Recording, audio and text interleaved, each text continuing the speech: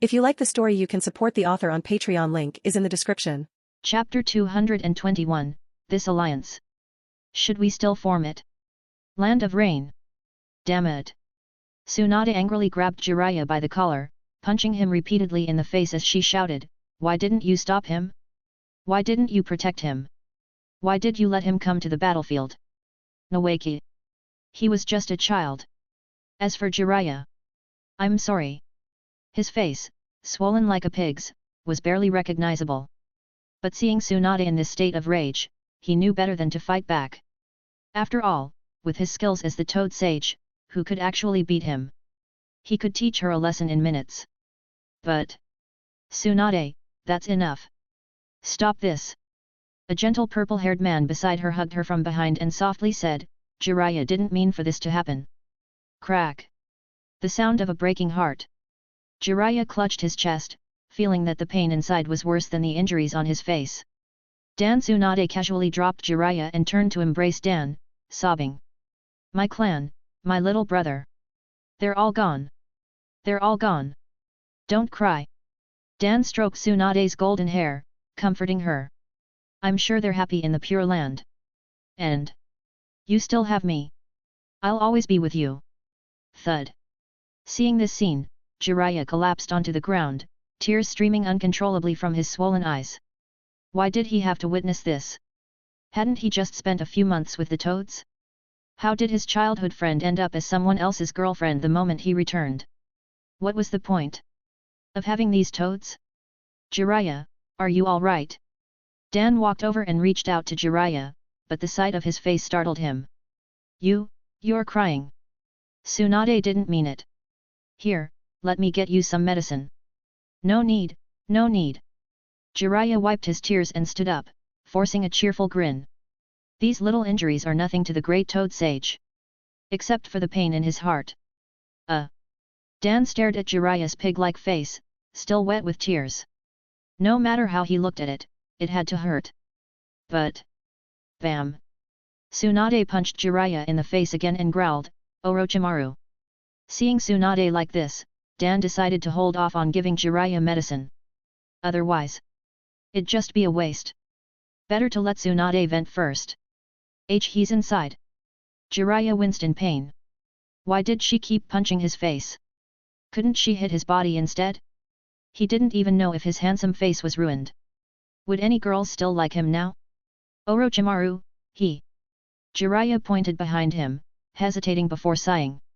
"He's been holed up in there ever since Nawaki's death. Orochimaru is grieving too." Jiraiya had seen it his best friend crying. The first and only time he'd ever seen him cry. Hearing Jiraiya's words, Tsunade fell silent.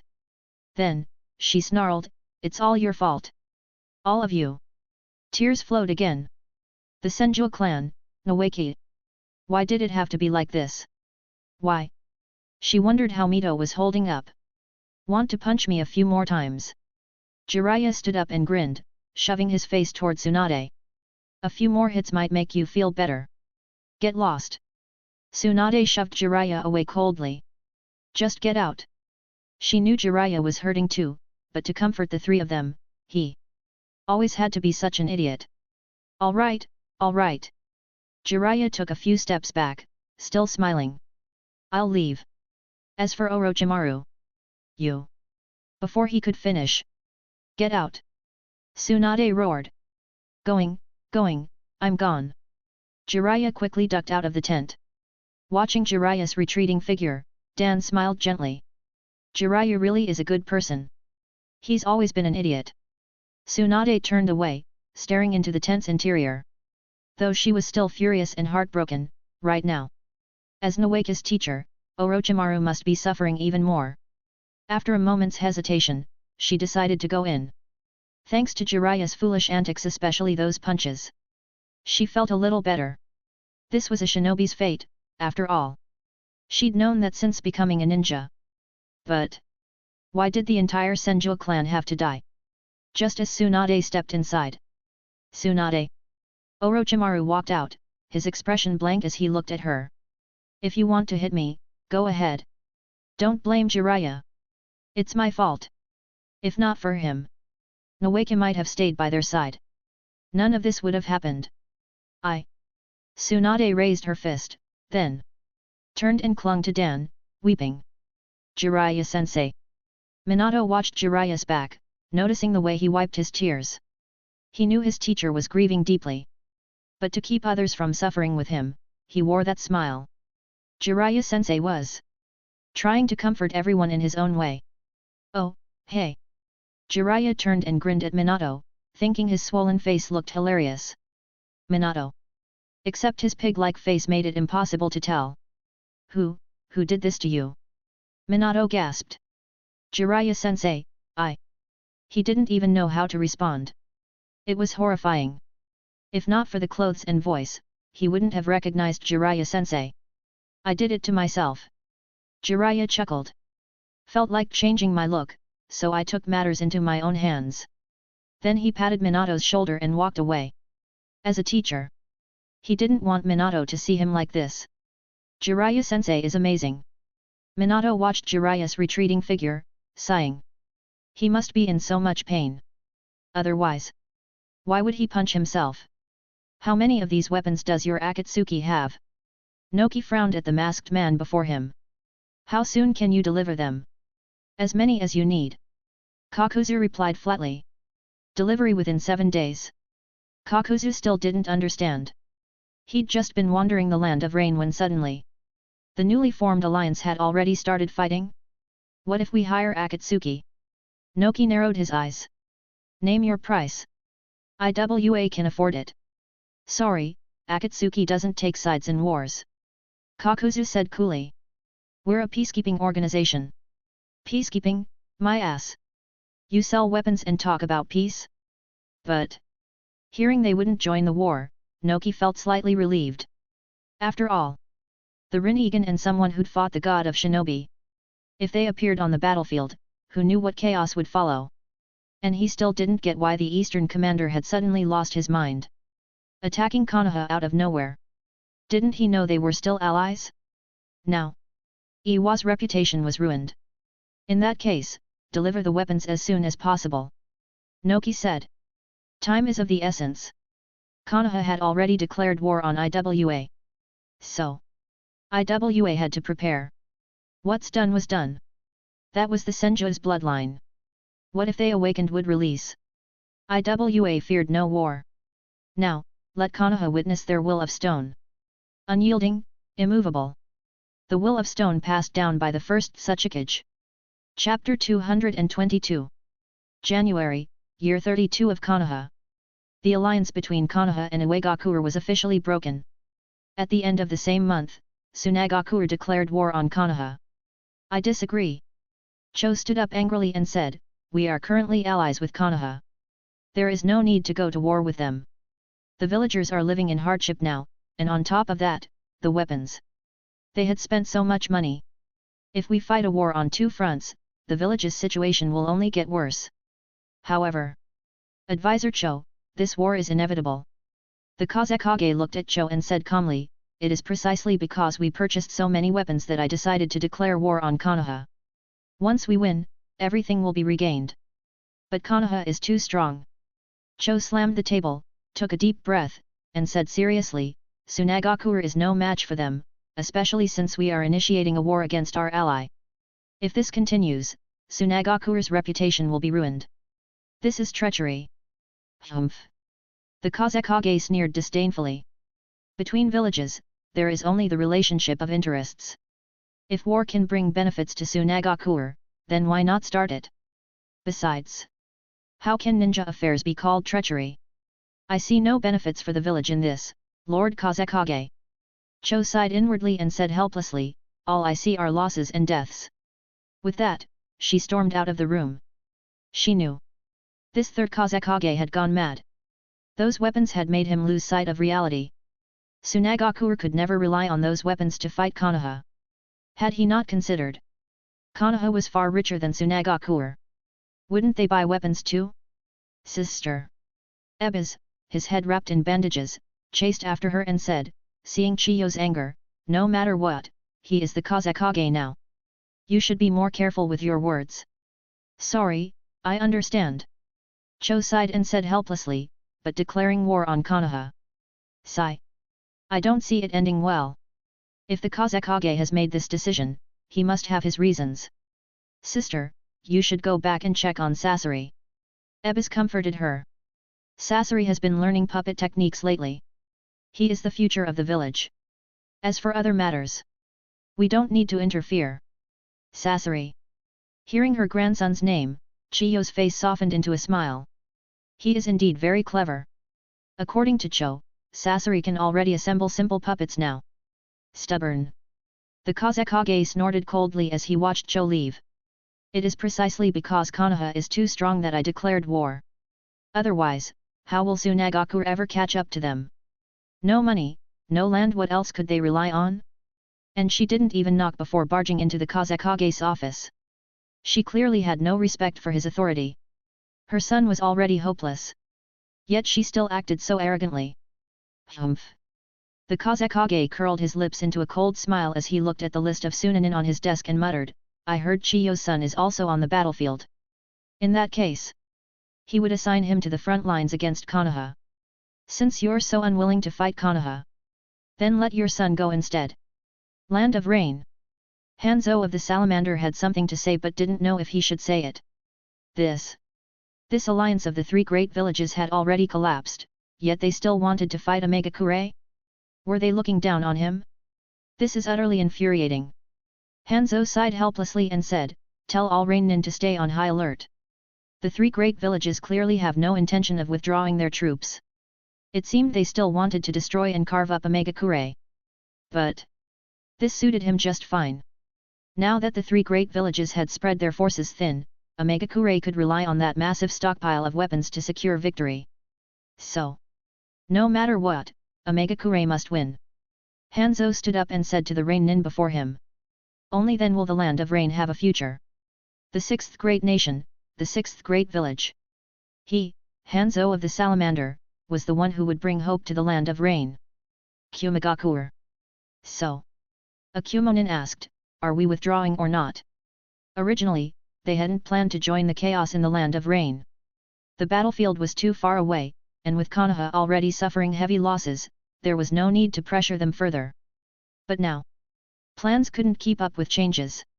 Not long after the alliance was formed, the three great villages were fighting again. Should they take advantage of the situation? It's still unclear. The Kumonin commander shook his head. We've already sent word to the Reikage. We should receive a response today. Before he could finish, however. Screech! The cry of an eagle echoed outside. The commander smiled and said, it's here. Sure enough, a messenger eagle flew in and perched on the table before the commander. The commander took the Reikage's letter, opened it, and read carefully before narrowing his eyes. What is it? The Kumonin, seeing the commander's expression, asked curiously. What are the Reikage's orders? Pass down the order. All troops are to hold their positions. The commander shredded the letter with a lightning jutsu and said calmly. The Reikage has new orders. We are to cooperate with Konoha. Land of Whirlpools. The vitality and chakra of these cells are far too powerful. The elder pointed at the cells Jun had given him and said. Ordinary creatures cannot withstand them. After numerous animal experiments, not a single creature had been able to accept these cells. No matter the species, once injected, every single one burst apart and died. These cells were fundamentally incompatible with ordinary biological cells. So that's how it is.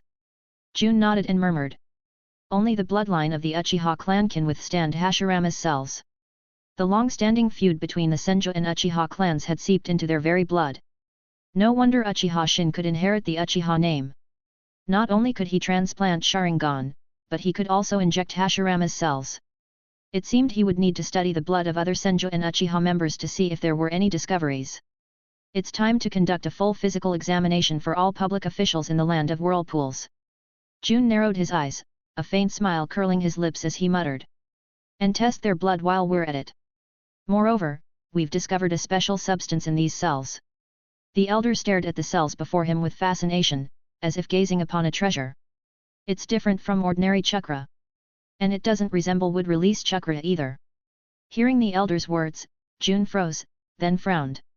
Could it be Ajura's chakra? Any discoveries? Jun asked. None. The elder shook his head, his tone regretful. The substance seems alive.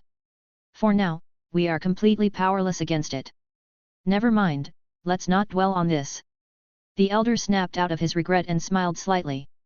The reason I called you here isn't about this, but rather, we've made another new invention. Chapter 223, Boss, your requested spicy blood stew. This is it. The great elder smiled and took out a device, saying, a lawnmower. So, you called me here so mysteriously and made such a big deal out of it just to show me this lawnmower? Uzumaki Jun stared speechlessly at the great elder. Had spending so many years in research made him playful? A mischievous old man? Before Jun could speak. Don't underestimate this lawnmower. The great elder blinked mysteriously. It's different from the design you gave me. Of course it's different. Jun said irritably. One runs on chakra, the other on electricity. How could they be the same? Look here. The great elder directly turned on the lawnmower and smiled. This is the result of months of sleepless research by our institute. Jun was puzzled.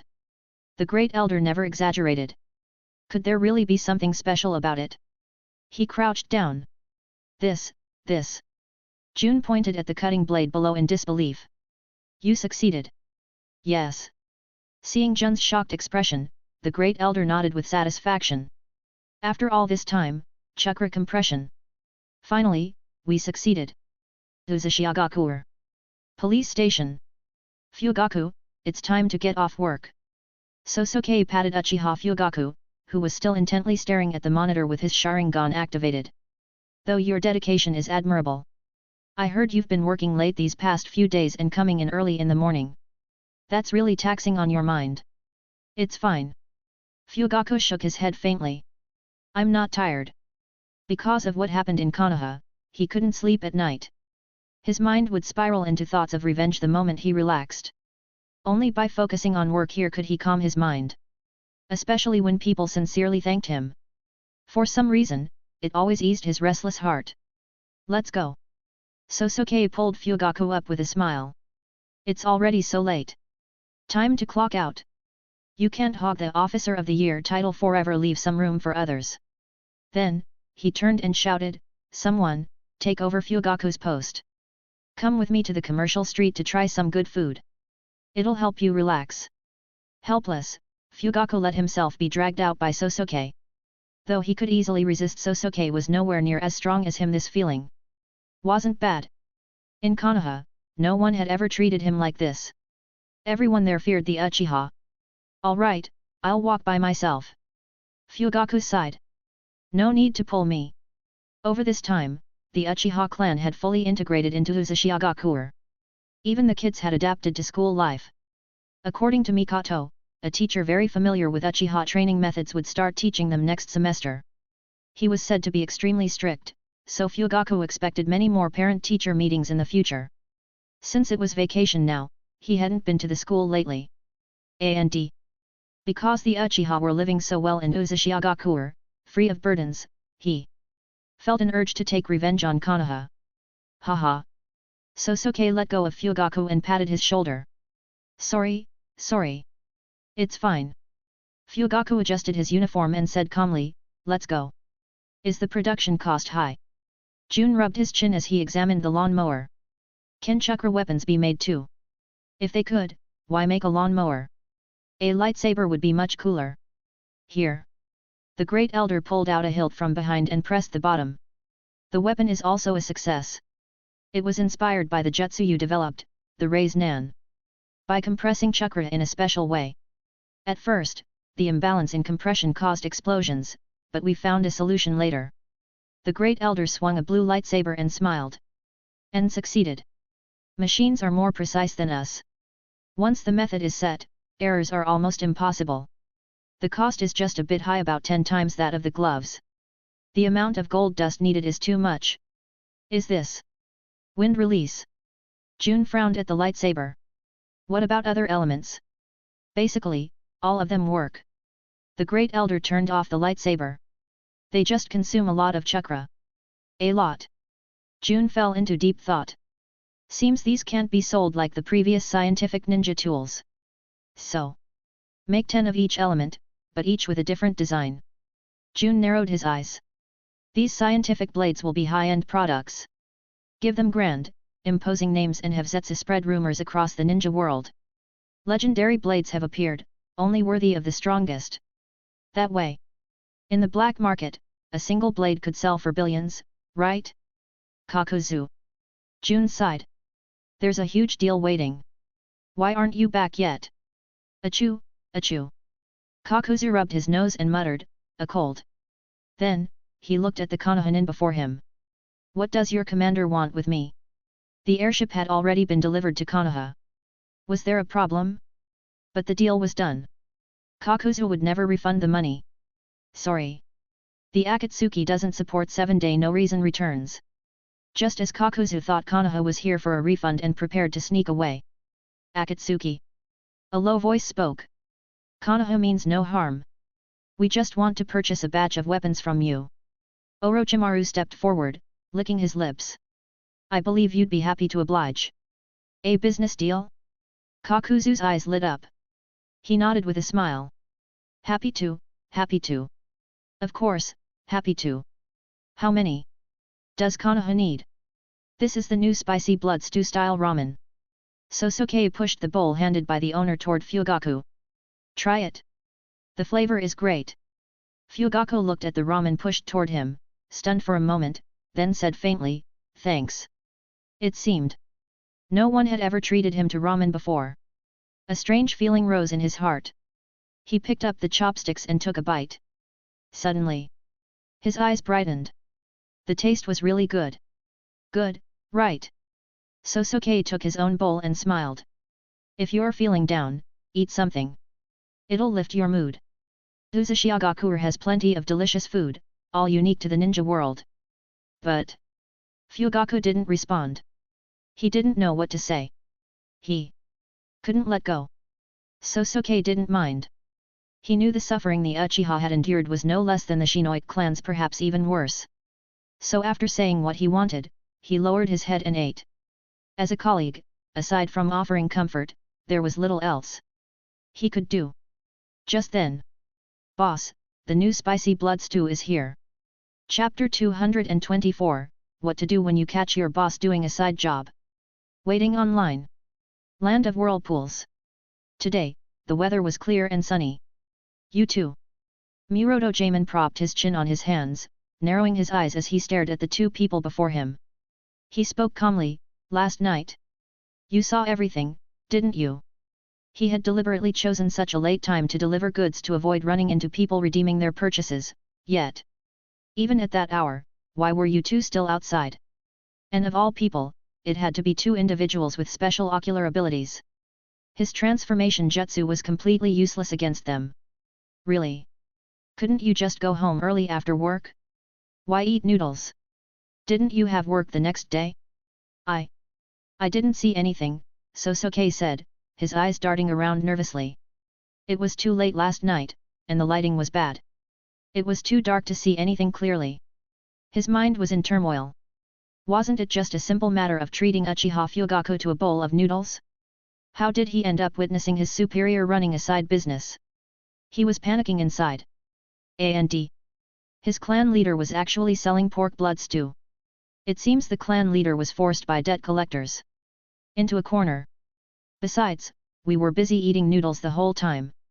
That special pork blood stew was really... Sosuke licked his lips, his expression nostalgic for the delicious food. Not fishy at all, firm, with a unique flavor and an exceptional texture. We were completely absorbed in the food. And didn't notice anything happening nearby.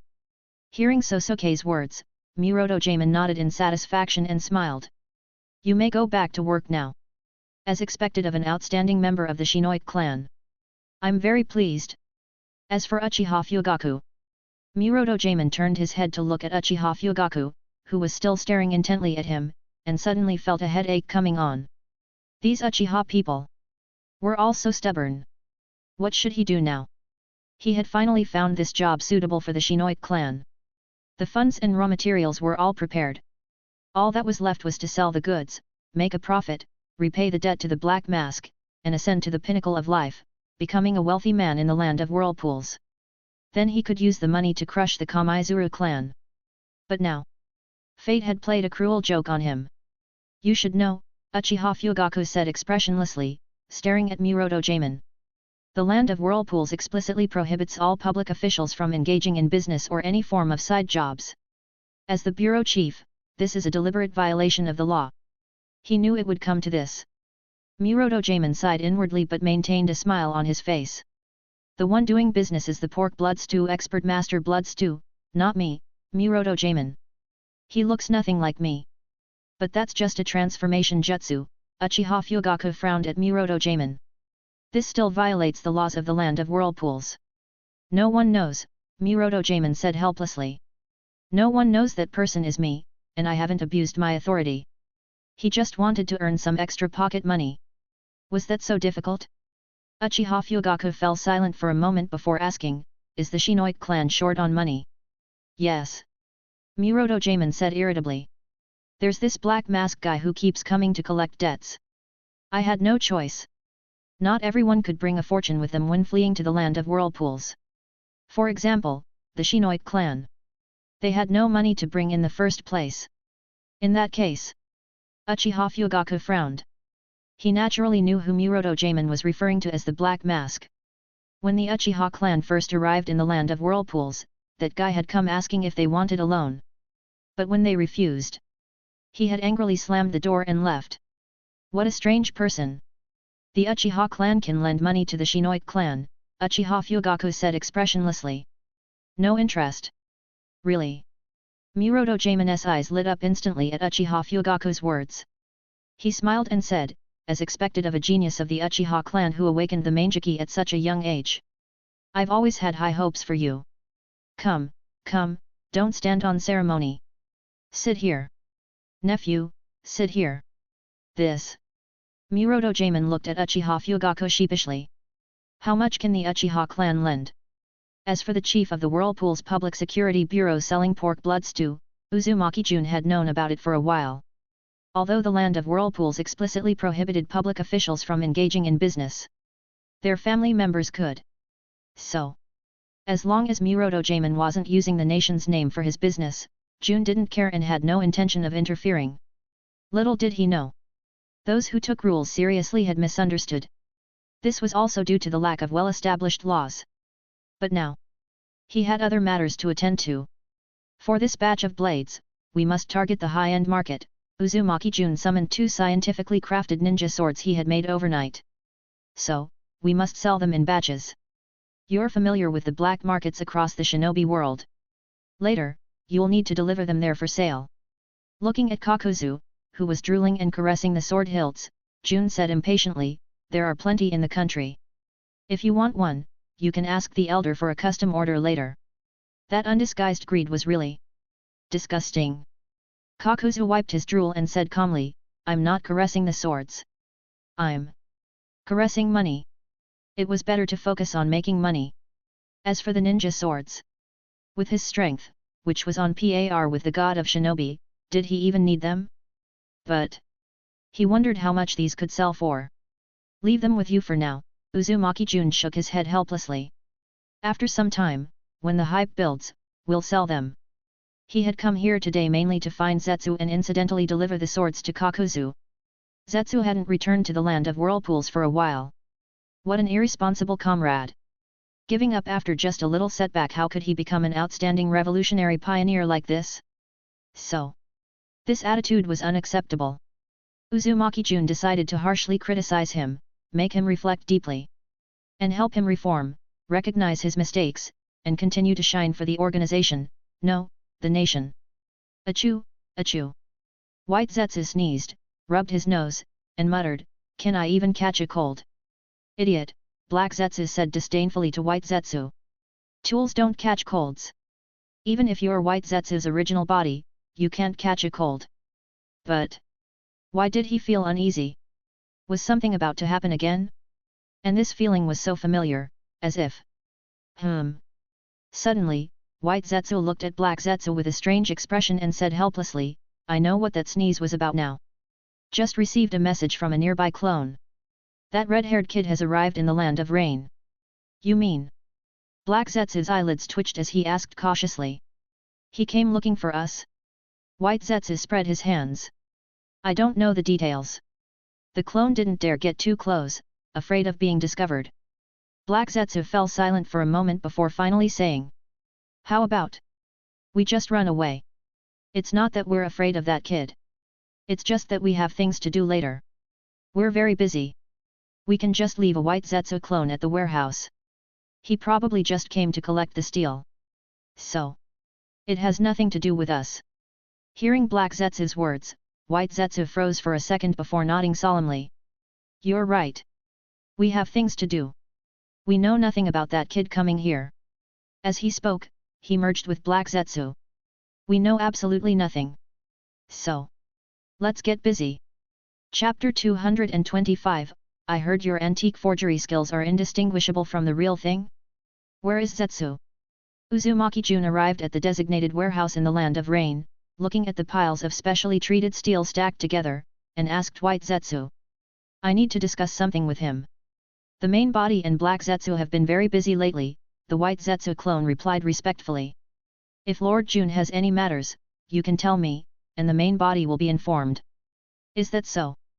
Uzumaki Jun stroked his chin, narrowing his eyes at the White Zetsu clone. It seemed Black Zetsu really didn't want to see him. He hadn't done anything. Why was Black Zetsu so afraid of him? Weren't they all children of the mother of chakra? Compared to the other two, why was this one so cowardly? What a disappointment! Was it because he was a premature birth? But was that black lump really premature? It's nothing major, Uzumaki Jun said with a smile. Just a small matter. If that was the case, he could look for him later. As long as Boss Madara and the Rinnegan were in Uzushiagakuer, he wasn't worried about Zetsu running away and hiding. What is it? The White Zetsu clone twitched his eyelids. Though he was just a clone with low intelligence, he knew that whenever this red-haired brat said it was a small matter, it was never anything good. I heard. Uzumaki Jun narrowed his eyes at the White Zetsu clone and said lightly, your forgery skills are quite impressive. Especially when it comes to antiques. He knew that the stone tablet in the Uchiha clan grounds had been altered by Zetsu. And it was so well done that even the Mangeki Sharingan couldn't tell it was fake. So. Zetsu's forgery skills were top tier in the ninja world. Haha. The White Zetsu clone broke out in a cold sweat, wondering if this kid knew something. Should he escape underground?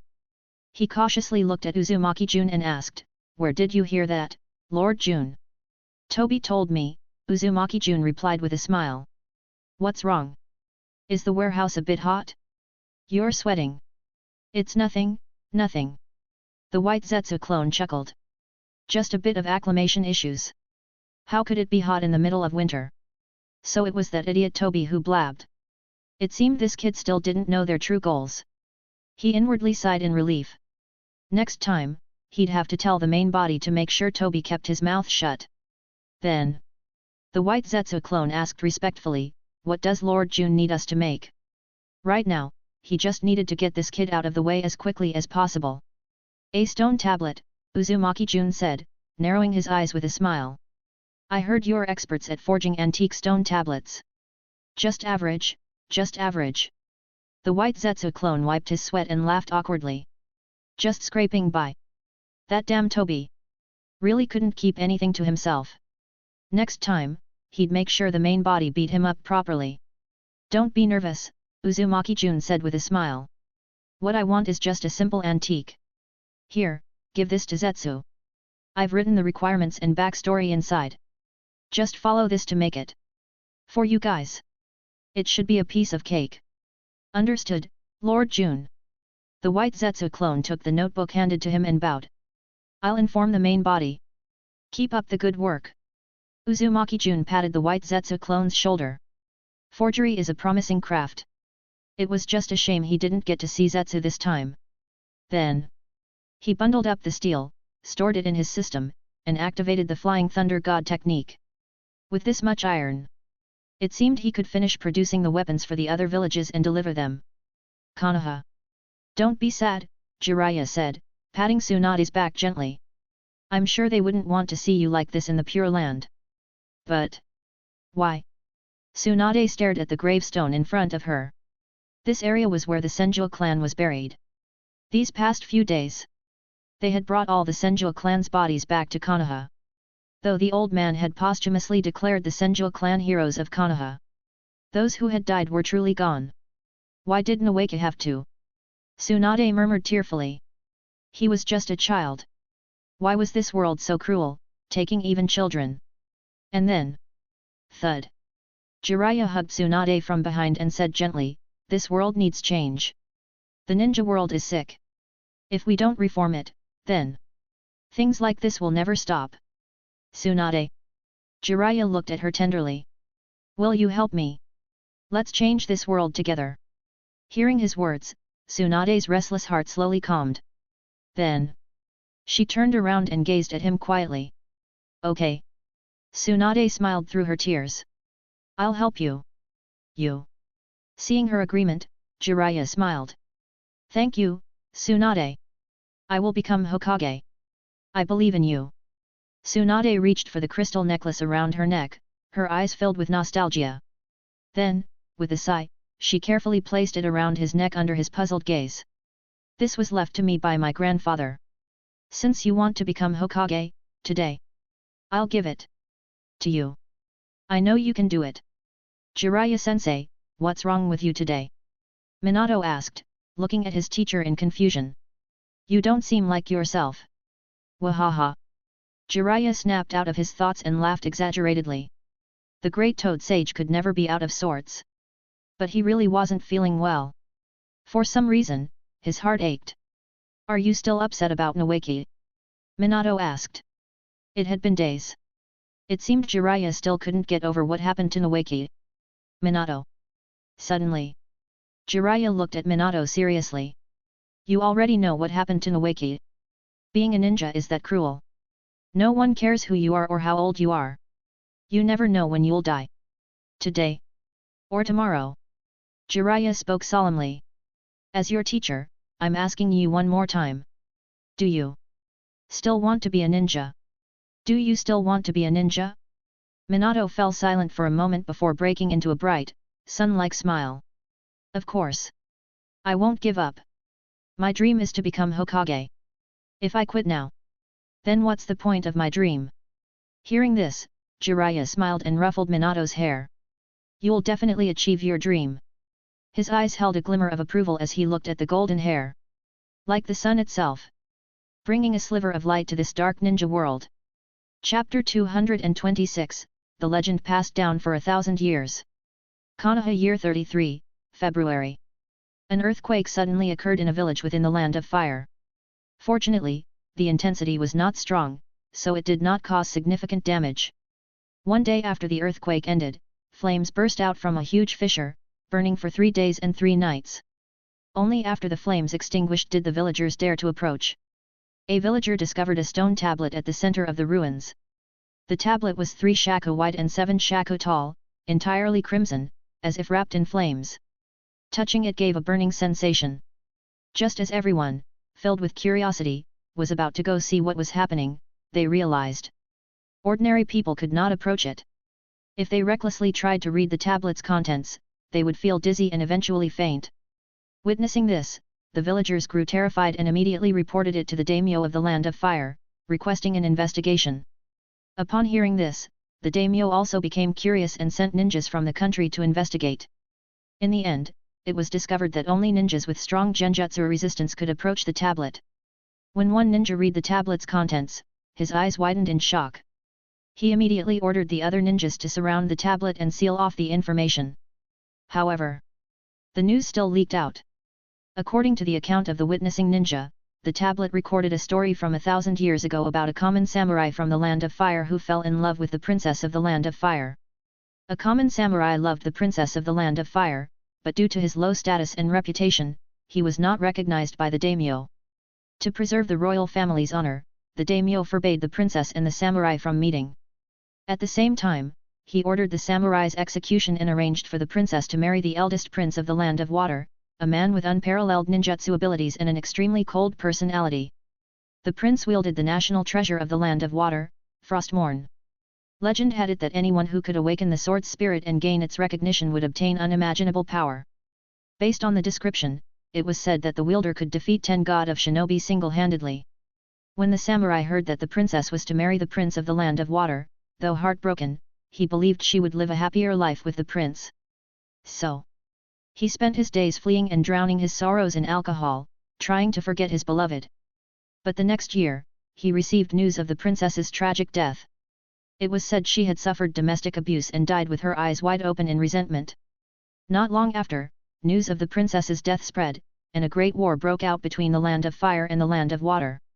Since the land of water possessed the legendary sword, no one in the land of fire at the time was a match for the prince. The land of fire suffered defeat after defeat in the war. Just as the land of water's forces reached the capital and the land of fire was on the verge of destruction, justice descended from the heavens. The long-forgotten samurai appeared out of nowhere, wielding a sword that was the complete opposite of the icy Frostmourne. A sword wrapped in flames, scorching hot, beyond imagination.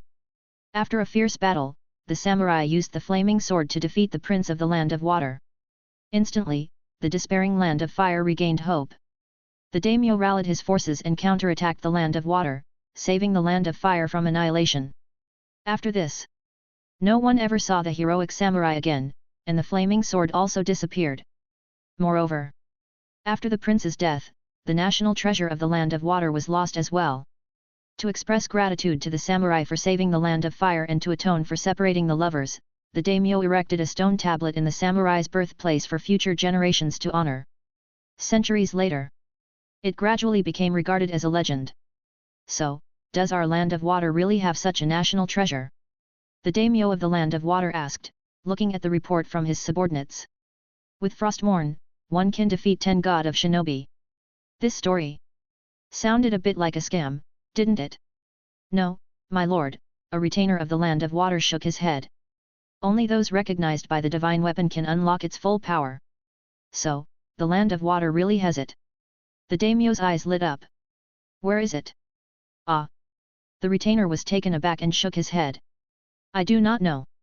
Also, the land of water's history doesn't actually go back that far. But of course, he couldn't say that. No matter what, the land of water had to be portrayed as a great nation with a 1,000-year legacy. The tablet doesn't specify. Perhaps this part of history was lost or deliberately erased by a past daimyo. Is that so? The daimyo sighed regretfully. If the land of water truly possessed such a weapon, they would have already conquered the shinobi world. Why would they need to fear the god of shinobi from the land of fire? What a shame! The daimyo sighed. In that case, you may. Before he could say dismissed. My lord. A guard rushed in frantically. A small river in a village in the eastern part of the land of water suddenly froze. And within the frozen river, we can see. See what? The daimyo frowned and snapped. Speak quickly. As a guard of one of the 5 great nations, how could he be so flustered? Wasn't it normal for the land of water to freeze at this time of year? How embarrassing, acting like he'd never seen the world before.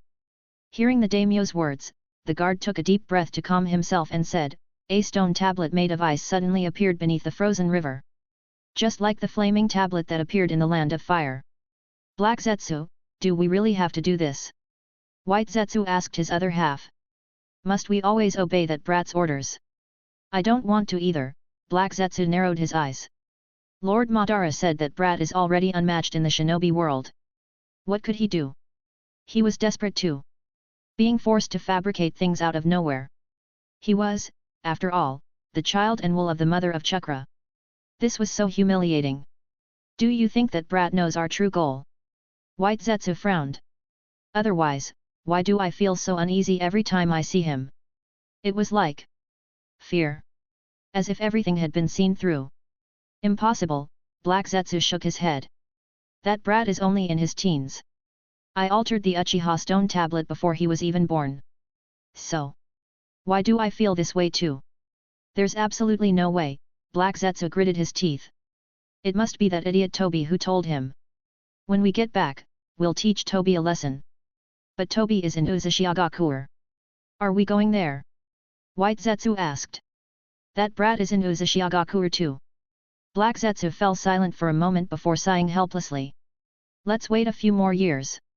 After the war ends, we'll take Toby and Lord Madara away. By then, Lord Madara should be ready to return.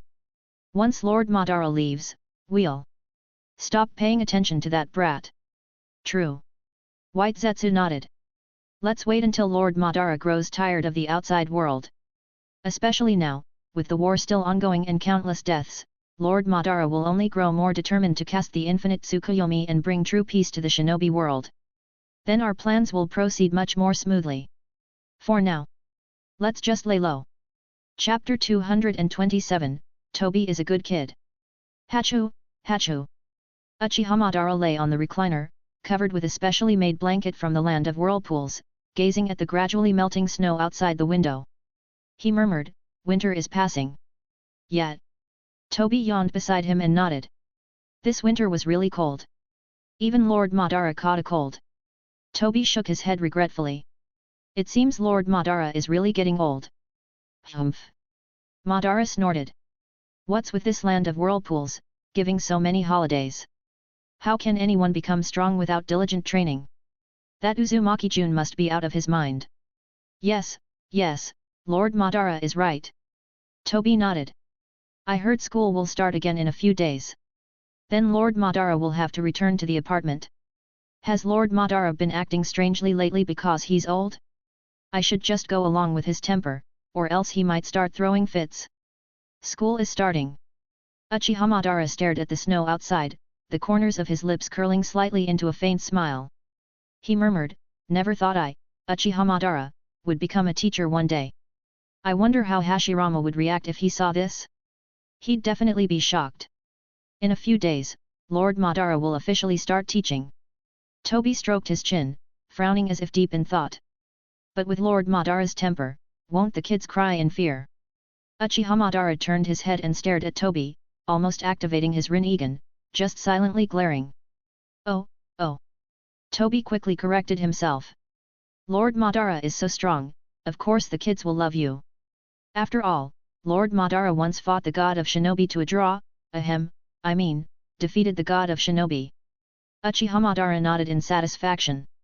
In a few days, you'll be alone. Make sure to work hard. No matter what, you're a teacher now. No problem. Toby grinned, scratching the back of his head. The kids really like me. Though. None of them have an artistic eye. The poop I drew was so cute. Why doesn't anyone appreciate it? Oh, right, Lord Madara, I got a notice from above saying I should take you for a medical checkup in a few days. Toby said, puzzled. It seems all public employees in the land of whirlpools need to undergo health examinations. Madara was silent for a moment before nodding. I understand. He had received the notice too, but as Uchiha Madara, he didn't trust anyone to examine his body. But since it was the land of whirlpools policy, as a professor, he had no choice but to comply. I'll go with you in a few days. Also, did you drink the health supplements I brought the other day, Lord Madara? Toby rubbed the back of his head. I don't really know what they are, but people who've taken them say they're good for the body. I drank them. Madara nodded, then stared intently at Toby. What's wrong? Toby asked, confused. Is there something on my face? Nothing. Madara smiled faintly. Toby is a good kid. Those supplements were indeed effective. After drinking them, even Hashirama's cells seemed to have been activated. At the very least, he no longer needed a cane these days. He even felt younger. Hee. Toby chuckled sheepishly. Because you're Lord Madara. Just then. Ding dong, ding dong. The doorbell rang. Go open the door. Madara glanced at Toby. Who could it be at this time? Okay. Toby stood up and walked to the door, calling out, coming. Who is it? Hello, I'm a police officer from the land of Whirlpool's Public Security Bureau. A deep voice came from outside. I'm here for the national census. Census? Toby opened the door and stared at the person outside, blinking in confusion. What's that? Oh, it's a new task assigned by the higher UPS. Uchiha Fugaku said calmly. It's to record the population of the land of whirlpools, including newborns. How many people live here? Oh, I see. Toby nodded in realization. There are only two of us here. Me and an old man. Zetsu probably doesn't count, right? He's never actually lived here. Are your names Toby and Madara? Uchiha Fugaku flipped through his notebook. No other permanent residents? No. Toby shook his head. Just the two of us. Zetsu doesn't count. Then. What's going on? Madara walked over slowly, hands behind his back. If it's nothing important, close the door quickly. All the warmth we saved up is being wasted. It'll be done soon. Toby turned to look at Madara, who had come to his side. After hesitating, he forced a smile. It's just a census. He subtly shifted to block the doorway. Census. Madara frowned at the person outside, then paused, narrowing his eyes. Hurry up and finish. Then he turned and walked away. As for Uchiha Fugaku. That old man. Uchiha Fugaku muttered. Why does he feel familiar? He had almost activated his Manjiki Sharingan just now. What was going on? And who exactly was that unfriendly old man? Was he really Madara? But remembering his current task, he shook his head and said calmly, in that case, sorry for disturbing you. He left immediately. He still had other places to survey. Toby glanced at the departing Uchiha Fugaku, then at Uchiha Madara, before closing the door. His heart pounded. Does Lord Madara know something? He recalled Madara's earlier words to him and grew anxious. Are you going to close the door or not? Just as Toby was debating whether to tell Zetsu, Madara's voice rang out. Right away, Lord Madara. Toby shut the door cheerfully. It's sealed tight now. He walked back to Madara's side. But Madara said nothing, sitting in his chair with a cup of hot tea in hand. He took a sip and murmured, the tea from the land of whirlpools has a nice flavor. He used to hate slow, leisurely things like this, but now. For some reason, everything around him seemed to be changing bit by bit. Does Lord Madara like it? Toby sat beside him, smiling. Should I buy more next time? No need. Madara shook his head. The academy has some too. Don't waste money. This house. You haven't finished paying the installments, right? Almost done. Toby scratched his head. It's nearly paid off. No need to worry, Lord Madara. Then. Madara set down his teacup and stared straight at Toby. Just as Toby thought Madara had figured something out. Toby is such a good kid. Madara sighed, a faint smile on his face. Original characters in this chapter. Chapter 228, I have. Land of Whirlpools. This is quite interesting. Uzumaki Jun looked at today's Shinobi World newspaper, a faint smile appearing on his face as he murmured, when the time comes, we'll give one to each of the 5 great nations, and then distribute a few more to some special smaller nations. I wonder what will happen then. Probably, those who study the history of the Shinobi world will be utterly confused. Wasn't it said that in the past, the Shinobi world had no shinobi and was a world of samurai? What's the deal with this stone tablet? And what about these ninja swords? When the time comes, they'll either find a way to prove these swords are fake, or they'll overturn the recorded history and rewrite the past.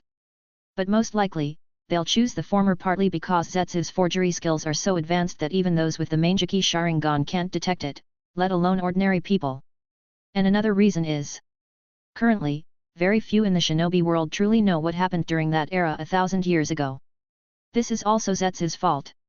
The shinobi world's troublemaker, who has lived for 1,000 years, constantly altering history from the shadows. He has distorted history beyond recognition. Moreover, after some time, the Akatsuki organization can take advantage of this wave and release low-grade scientific ninja swords, claiming that after arduous research, they have finally deciphered the techniques of the legendary swords and developed high-quality replicas. It's just that this Zetsu is really... Uzumaki Jun shook his head helplessly and sighed. Is he really that afraid of me? He hasn't even done anything. He just made him run a few errands. How cowardly. You see. His ultimate goal is also to release Kaguya. Uzumaki Jun is a man of conscience and morals. He absolutely cannot bear to see the tragedy of a shinobi world version of splitting the mountain to save the mother. And besides, Kaguya, this poor mother, has been imprisoned for so many years. The filial son Black Zetsu, in order to save his mother, is willing to oppose the entire shinobi world. Just thinking about it is heartbreaking. Having received 9 years of compulsory education, 3 years of high school, and 4 years of undergraduate studies, growing up in an environment of socialist values and deeply influenced by Chinese culture that respects the elderly and cherishes the young, how could he stand by and let such a tragedy happen? So, you have to believe me. Uzumaki Jun narrowed his eyes and murmured, I am a good person. Kakuzu looked at the 2 scientific ninja swords in his hands and drooled. Only a few days have passed, and now they're considered 1,000-year-old national treasures? Now, he even feels ashamed of his past life as a mercenary who killed and looted. Running around tirelessly, yet earning far less than someone who just spins a tale. With just a bit of planning, the value of these swords has skyrocketed by thousands, even tens of thousands of times. This money. It's simply unbelievable. It seems I can't sell both to the same black market.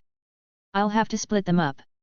Kakuzu narrowed his eyes, staring at the swords as he muttered, and I'll need to make these 2 swords look more aged. Otherwise, who would believe it? He, Kakuzu, is a man of principle. Even when deceiving people, he must deceive them perfectly. As for the sword spirits, if you can't awaken them, that's your own fault. Maybe I should sell the ice release sword to the land of fire and the fire release sword to the land of water. Kakuzu smirked. And take advantage of these next few days to spread some rumors. When the 5 great nations start competing, I can definitely fetch a huge price. Konoha. You. Lady Mito looked at Sarutobi Hiruzen before her and finally sighed. I already know. You may leave now. Thank you for your trouble. Sarutobi Hiruzen bowed respectfully. Lady Mito. Then, he turned and left. He believed Lady Mito loved the village. She would surely make the right choice for the sake of the shinobi village. Because Konoha cannot be without the 9 tails. Sigh. Mito watched Sarutobi Hiruzen's retreating figure. When Tsunade returned, she already knew what had happened to the Senju clan. Tears welled up in her eyes as she murmured, Noeki. Grandma has failed you. Why did I let you become a shinobi? When you were still so young. Grandma. I'm sorry. Hashira, I. Uzumaki Mito's eyes were filled with confusion as tears streamed down her face. What should I do? She knew Sarutobi Hiruzen was right. Everything he did was indeed for Konoha's sake, but why did her heart feel so heavy with sorrow? Uzumaki Mito opened her mouth but ultimately sighed. In a hoarse, aged voice, she called out, Bring that girl here. Yes. A shadowy figure appeared immediately and responded respectfully. Land of Whirlpools. Nighttime. Rehabilitation camp. I can't take it anymore. A short-haired Kirinin angrily threw down his pen and shouted. Copying, copying, all day long. Now my head is filled with words like prosperity, democracy, freedom, equality, justice, rule of law. I'm going to lose my mind. Let's escape. The Kirinin stood up, looking at his comrades around him. It's been so long. It seems the village has abandoned us. We can only rely on ourselves now. If we stay here any longer, we'll go insane. The land of whirlpools is truly vicious, using this method to drive us mad. However, our chakra is sealed. There's no way we can escape, another Kirinin said helplessly, raising his hand. When JZ-sama told us to run before, we couldn't even manage it. Now it's even harder. No, there's a chance. The short-haired Kirinin shook his head. We have an opportunity. What's your plan?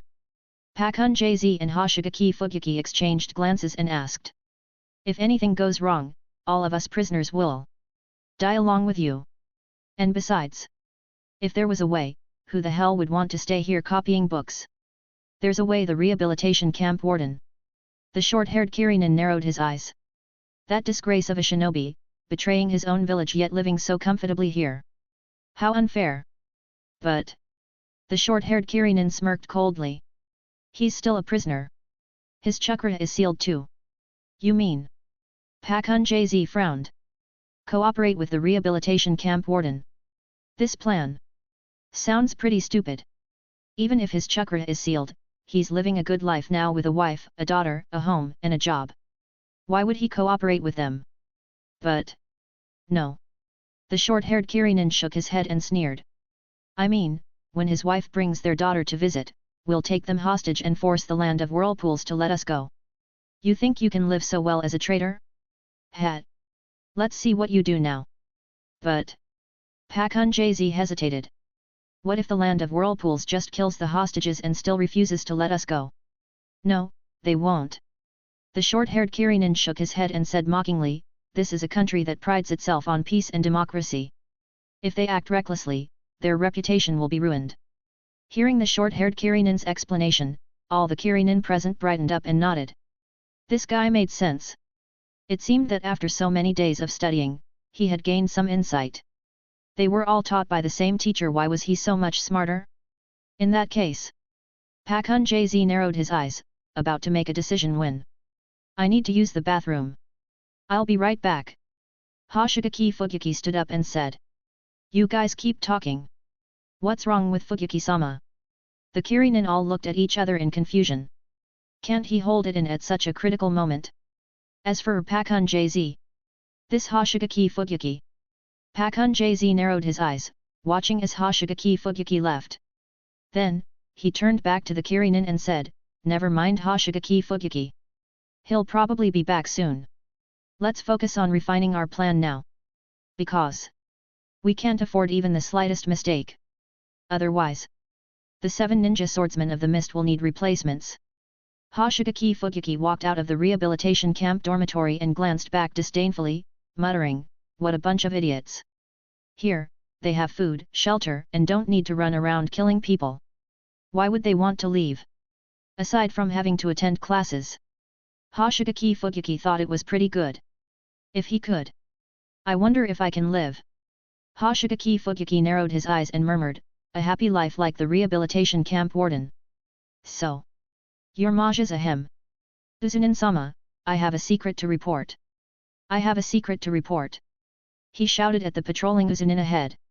Someone is planning to. Chapter 229, Helping the Enemy Plan Their Escape. Pfft. Uzumaki Jun wiped the tea he had just spat out, licked his lips, put down his cup, and stared expressionlessly at Uzumaki Hibiki, who had once again been sprayed with tea. He asked calmly, what did you say? Uzumaki Hibiki seemed used to it by now. He casually wiped his face and used a small wind release, drying technique to dry the damp notes in his hand. Those Kirinin are planning to cause trouble. Oh. Uzumaki Jun became curious.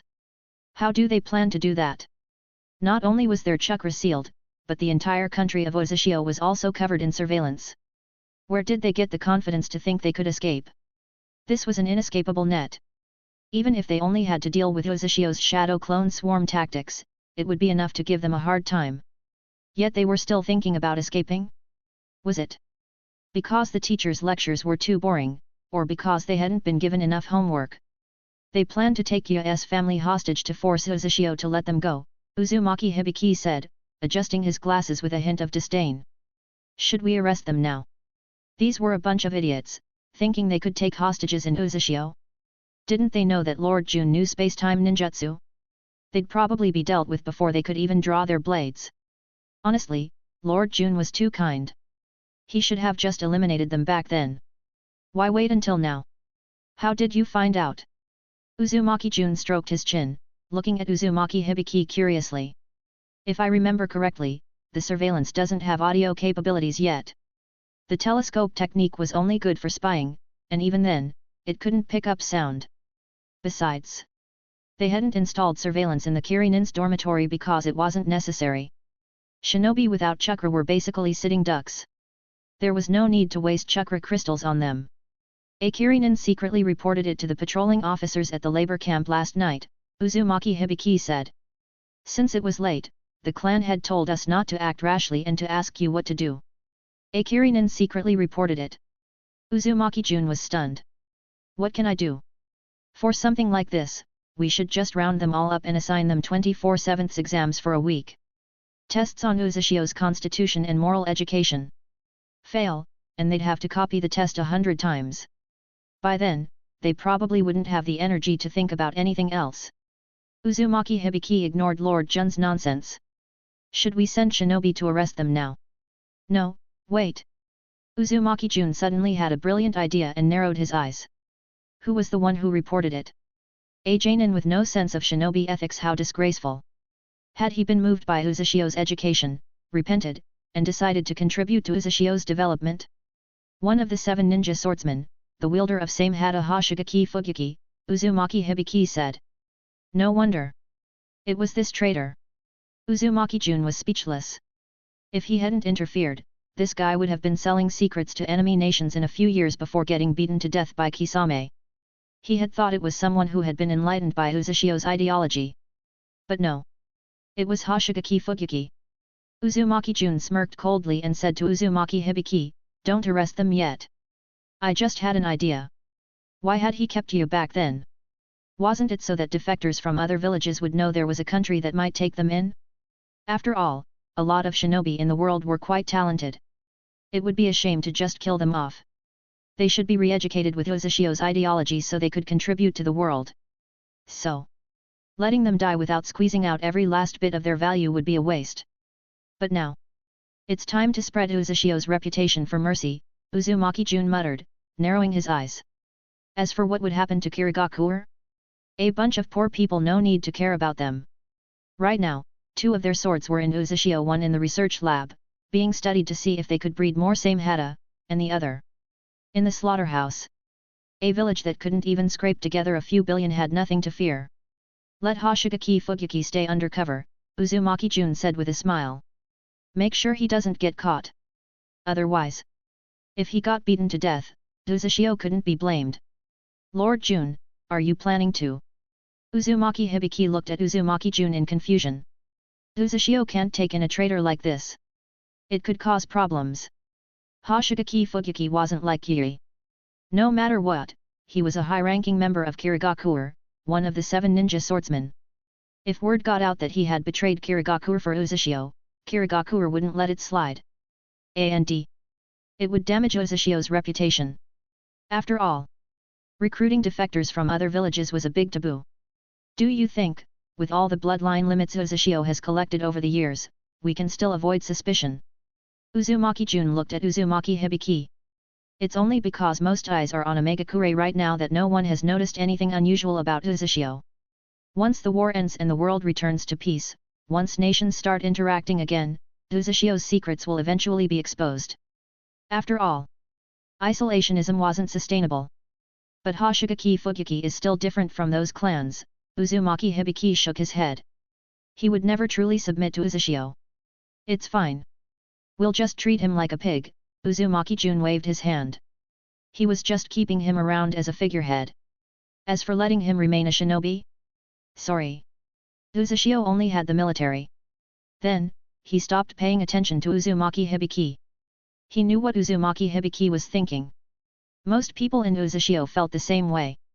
Because of Uzushio's thriving development, they were afraid that one accident could ruin everything, so they acted even more cautiously. But they didn't realize that no matter which country it was, the only way to secure peace and stability was through strength. So, sooner or later, Uzushio would have to show its strength to the entire shinobi world. It was just a matter of finding the right justification. After all, Uzushio was a country that followed reason. It wouldn't attack other nations without cause. Taking Ya's family hostage, hey. Uzumaki Jun narrowed his eyes. Have you told Ya yet? No, Uzumaki Hibiki shook his head. The clan had told us to keep it secret for now. In that case, Uzumaki Jun smiled faintly. What do you think about Uzushio's festival in a few days? Uzumaki Hibiki looked at Uzumaki Jun in confusion. The hostage situation. Uzumaki Jun sighed helplessly. During the festival, everyone will let their guard down. If they act then, their chances of success will definitely increase. Was he helping the Kirinin refine their plan? Uzumaki Hibiki stared speechlessly at Lord Jun. What was Lord Jun planning this time? Then, have the nearby patrol officers retreat. Uzumaki Jun narrowed his eyes and pointed at the map of Uzushio on the table. Take this route. It's close to the sea and sparsely populated, perfect for escaping. Let Hoshigaki Fugyuki lead the Kirinin on a wild chase, and then Uzushio could put on an annual spectacle. Theme: a nation of mercy and hope. It doesn't matter if you're a defector as long as you're a citizen of Uzushio, you will be protected. With this, Uzashio's reputation would probably reach new heights. At this point, Uzumaki Hibiki stopped talking. He just listened quietly to Uzumaki Jun's words, feeling a sudden pity for the Kirinin. Though he didn't know what Lord Jun was planning, with even their escape route provided by him. What else could they even do? Chapter 230, I think this time is good. Hoshigaki Fugaki, where have you been again? Pakun Jz frowned as he watched Hoshigaki Fugaki walk in, deep in thought. What do you think of this plan? At that time, we'll have some people lure the labor camp commander into a room, then we'll make our move. After capturing Ye, we just need to wait until noon that day when his wife and daughter come to deliver food, then we'll take them down too. As he said this, Pakun Jz felt a surge of jealousy. Why? They were all prisoners of war, so why was Ye able to marry a beautiful wife, have a cute child, and become a high-ranking official? This was practically the pinnacle, no, the disgrace of a shinobi's life. Pakun Jz was definitely a principled shinobi who would never betray his village so easily. We can't afford even the slightest mistake this time, Pakun Jz said seriously, staring at Hoshigaki Fugaki. Otherwise, we're all dead. So, why the hell are you spacing out? Oh, right. Hoshigaki Fugaki snapped out of his thoughts, furrowed his brows, and said with a contemplative expression, I think your plan is perfect. Except, the Uzunin already know about it. Hoshigaki Fugaki felt a little regretful.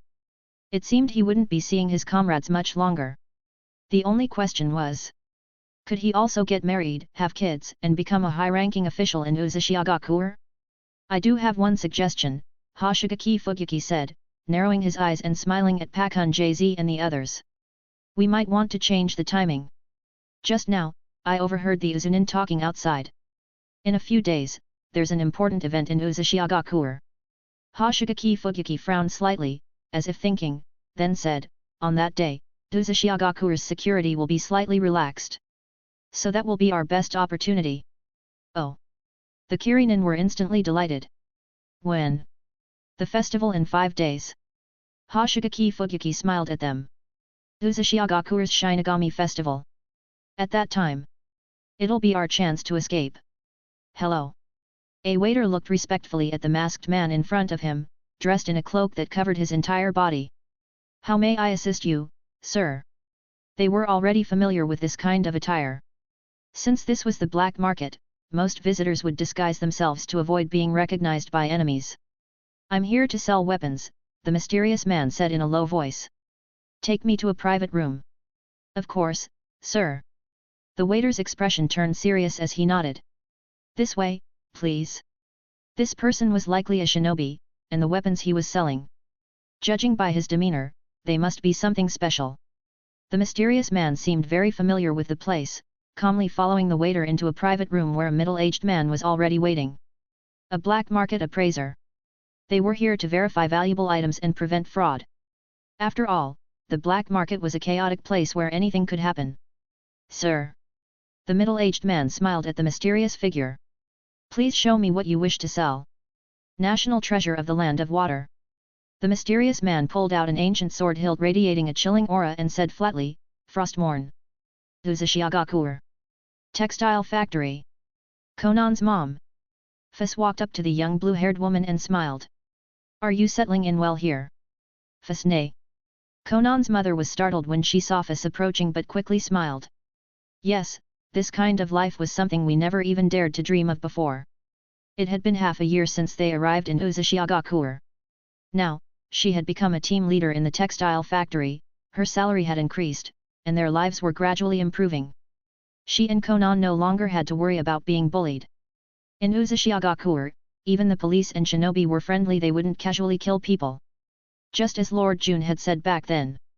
No matter who you were, as long as you didn't break Uzashigakure's laws, you would be protected by them. Uzashigakure was a nation ruled by law.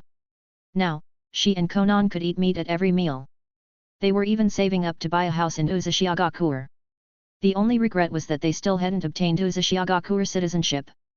That was her biggest worry. When the war ended, would Uzashigakure still accept refugees like them from the land of rain? MHM. Fus nodded with a smile. I have some good news for you. Conan's mother looked at Fuss in confusion. Is there something you need me to do? Since Uzushiagaku's citizenship was hard to obtain, all the refugees who came here worked diligently, hoping to earn enough points to become citizens. But even after half a year, only a handful had succeeded. It's, ahem. Fuss suddenly put on a serious expression. In recognition of Ritsu's positive attitude, excellent cooperation, and diligent work performance, as well as her consistent dedication to her duties without the slightest negligence during her long tenure at the textile factory, she has made outstanding contributions to the factory. Ritsu is hereby appointed as the manager of the new textile factory and awarded 80 Uzushiagaku citizenship points. This. Conan's mother's eyes widened in disbelief as she stared at Fuss. Is this real? She knew about the construction of the new factory but never imagined that she would be the manager. Of course it's real. Congratulations. Fuss smiled. Now you should have enough points to apply for Uzushiagaku citizenship. Why yes. Conan's mother snapped out of her daze, tears welling up in her eyes as she laughed joyfully. I can finally get Uzushiagaku citizenship. Don't cry. This is a happy occasion. Fuss shook her head helplessly and handed her a handkerchief. Here, wipe your face. I'm giving you the day off so you can go apply for citizenship. In a few days, Uzushiagaku's affiliated academy will start enrolling again. Conan and my little troublemaker should start school soon. They can go together. Thank you, Fuss. Conan's mother nodded, hugging Fuss tightly. If it weren't for you. All right, go ahead. Fuss patted her back gently. The citizenship process takes a while, so don't be late. Conan's mother nodded, let go, and hurriedly ran toward the factory gate. Hat. Fuss watched her flustered figure with amusement, then turned to the other workers who were looking at her with envy. You see?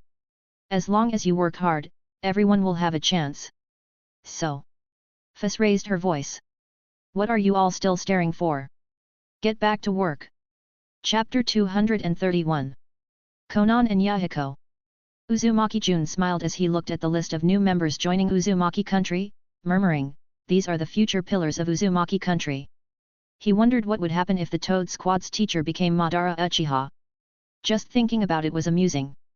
However, if Nagato didn't have the Rinnegan, he wouldn't become Pain, the Deva path.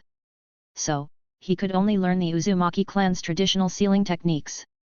As for Yahiko, judging by his personality, he seemed just as much of a goofball as Jiraiya. Could he possibly master Mount Maiboku's Sage Mode? It might be worth letting him try. And Conan. She was a thoughtful girl who would develop her paper style on her own, so he didn't need to worry about her. I wonder if the Toad Squad, without experiencing tragedy and under Madara's teaching, can still grow into capable shinobi. Uzumaki Jun's lips curled into a curious smile as he murmured, and that Uchiha brat. The future of the shinobi world was going to be so interesting. Konoha. What are your thoughts on the stone tablet that suddenly appeared a few days ago? Hiruzen Sarutobi took a puff of his pipe and looked at the Konoha council, speaking calmly. This is a critical moment. Konoha cannot afford any unexpected incidents. I think it's fake, Koharu Yudiden shook her head. How could such a weapon exist? According to ancient records, that era was dominated by samurai. Ninjutsu and chakra shouldn't have existed back then. But after examination by experts, Hiruzen sighed helplessly. That flame stone tablet is indeed over 1,000 years old. And the history from that time has long been lost. No one knows what truly happened. So, we must be prepared. This was a weapon said to be capable of defeating 10 shinobi gods. Only by securing it in Konoha's hands could they rest easy. No matter who else obtained it, it would spell trouble for Konoha.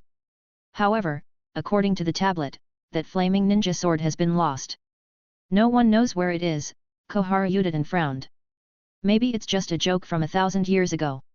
How could there possibly be someone stronger than the shinobi god, the first Hokage, let alone someone who could defeat 10 of him? No matter how you looked at it, this had to be fake. But our spies in the land of water have sent word. Hiruzen forced a bitter smile. A similar stone tablet has appeared there as well. So, whether it's real or fake, we must. Just then. Knock knock. The meeting room door was knocked. Hokage-sama, urgent intelligence report, a masked ANBU captain entered and said. This just came in. Give it here, Hiruzen frowned. The ANBU respectfully handed over the scroll. Hiruzen slowly unrolled it, muttering to himself, a report at this time. Did something happen on the battlefield? Then. This. Hiruzen's eyes widened in shock as he read the contents. It had actually appeared. What is it, Hiruzen? Dans glanced curiously at the report. What happened? It's appeared. Hiruzen set down the report, taking a deep drag from his pipe, his face still filled with disbelief. That flaming ninja sword has appeared. The council members all stared blankly at Hiruzen. They had just been discussing this. How could it have appeared so suddenly? Instantly, they sensed a conspiracy at work. Was this someone's trap? If so, what were they trying to accomplish? Whether it's a trap or not, Hiruzen looked at the council and shook his head. Konoha must send shinobi to investigate. If it's real, that sword must be secured by Konoha. Otherwise, it could bring unimaginable disaster to the shinobi world. So, Hiruzen turned to Dans, who was deep in thought, and spoke seriously, since Sakumo has just returned, Dans, you and Sakumo will go together to see what's going on. Before Dans could nod. But we've already appointed Sakumo as the commander of the front against Tsunagakuer. If he leaves, how will we handle the Sans attacks? Koharu Yudin frowned. The Kazekage has already taken to the battlefield. Ah! Hiruzen fell into thought. No matter what, the front against Tsunagakuer needed a strong leader. Otherwise, their forces' morale would waver. Send Dan-cat, Hiruzen set down his pipe, relaxing his brow. Dan-cat is also highly skilled. I believe he can hold off Tsunagakuer's attacks. That could work, Koharu nodded. I'll make the arrangements. Then it's settled, Hiruzen smiled in satisfaction. Dan-cat will temporarily take command against Tsunagakuer. Dans and Sakumo will investigate the matter of the sword. If necessary, bring the sword back to the village and seal it away. To safeguard the peace of the shinobi world. Uzumaki country. I'm home. Konan pushed open the door and called out loudly. Hearing movement, she hurried to the kitchen, her small face lighting up in surprise. Mom! Why are you back so early? Konan's back. Konan's mother smiled warmly, turning to look at her. Because the factory gave Mom a day off today. She wiped her hands on a nearby cloth, then crouched down in front of Konan. Do you like Uzumaki country, Konan? I love it. Konan answered without hesitation. The people are nice, we don't go hungry, no one bullies us. I really love it here. But we still haven't gotten Uzumaki citizenship. Konan's face briefly showed disappointment before she clenched her small fists with determination. But I'll work hard, and one day, I will get it. Then I'll buy a big house for Mom. Konan's mother beamed, patting her head. Mom believes in you. Konan can do it. But... She sighed playfully, then pulled out a red booklet from her pocket, her eyes twinkling mischievously. Uzumaki citizenship. Mom already got it. In a few days, Konan can enroll in Uzumaki country's affiliated academy. Really? Konan stared in disbelief at the red booklet, then jumped for joy, hugging her mother tightly. Mom's amazing. We're Uzumaki citizens now, hee hee. Mom's amazing. But... Alright, Konan's mother patted her back, smiling helplessly. Come down now. Mom still needs to cook. Since today's such a happy occasion, Mom bought lots of ingredients. If you don't let go, Mom can't cook. She gazed fondly at the red booklet in her hand. What a happy life. Thank you, Uzumaki country, for giving them peace and stability. Thank you so much. Chapter 232, The Blade, Water and Letter. People ahead, please stop. Whoosh, whoosh. Several masked ANBU ninja appeared, surrounding the merchant convoy, their dark eyes fixed on them. That legendary blade, you took it, didn't you? A middle-aged man with a bandaged right eye and dressed in a green uniform stepped forward from the ANBU ranks. His tone was cold and commanding. Hand it over. Honorable Shinobi, a short, plump man with two thin mustaches at the front of the convoy gestured behind him to calm the uneasy group before addressing the middle-aged man respectfully. We haven't obtained any legendary blade. However, the short man inwardly cursed. Those people had assured him that Konoha's ninja wouldn't arrive so quickly, and hadn't the black market promised customer confidentiality? What was going on? No matter what, they were high-paying customers who had spent billions. Yet before they could even take a few steps, they were already cornered by Konoha's ninja. If this wasn't a breach of trust by the black market, he wouldn't believe it. Humph! The middle-aged man snorted coldly, his gaze icy as he stared at the convoy. If you refuse to hand it over, don't blame us for taking it by force. They hadn't obtained it. What a joke! Did they think Konoha's ANBU were fools? If they weren't certain the blade was with this group, would Konoha's ninja have shown themselves so blatantly? Konoha's ANBU. Seeing how confident the other side was, the short man realized negotiations were pointless. They would search by force no matter what. But bandaged right eye. He glanced at the middle-aged man, finding him somewhat familiar. Shimura Danzo. Hearing his name spoken by a mere merchant, Danzo narrowed his eyes. This was no ordinary merchant. The appearance of the darkness of shinobi was not something a simple merchant should recognize. So, attack. No matter what, no one could be allowed to know Konoha had taken the blade. Danzo's gaze turned frigid as he ordered the ANBU, leave no one alive. Whoosh, whoosh. At their superior's command, the ANBU moved instantly. Since no survivors were to be left. Wait. Before the ANBU could strike, the short man shouted, I am a merchant appointed by the daimyo of the Land of Fire, sent on his orders to procure goods. Not even you, not even the Hokage has the right to attack us. He smirked, watching as the mention of the daimyo made the ninja hesitate. He sighed in relief. As long as these were Konoha's ninja, it was fine. Even the Hokage was appointed by the daimyo, let alone. Damn it! You're rebelling. Yet. Danzo only frowned slightly before repeating coldly, attack. It seemed even the daimyo's court coveted that blade. In that case, leave no survivors. They would have to make this operation even more flawless. As long as everyone here was silenced. Who would know Konoha was responsible? You.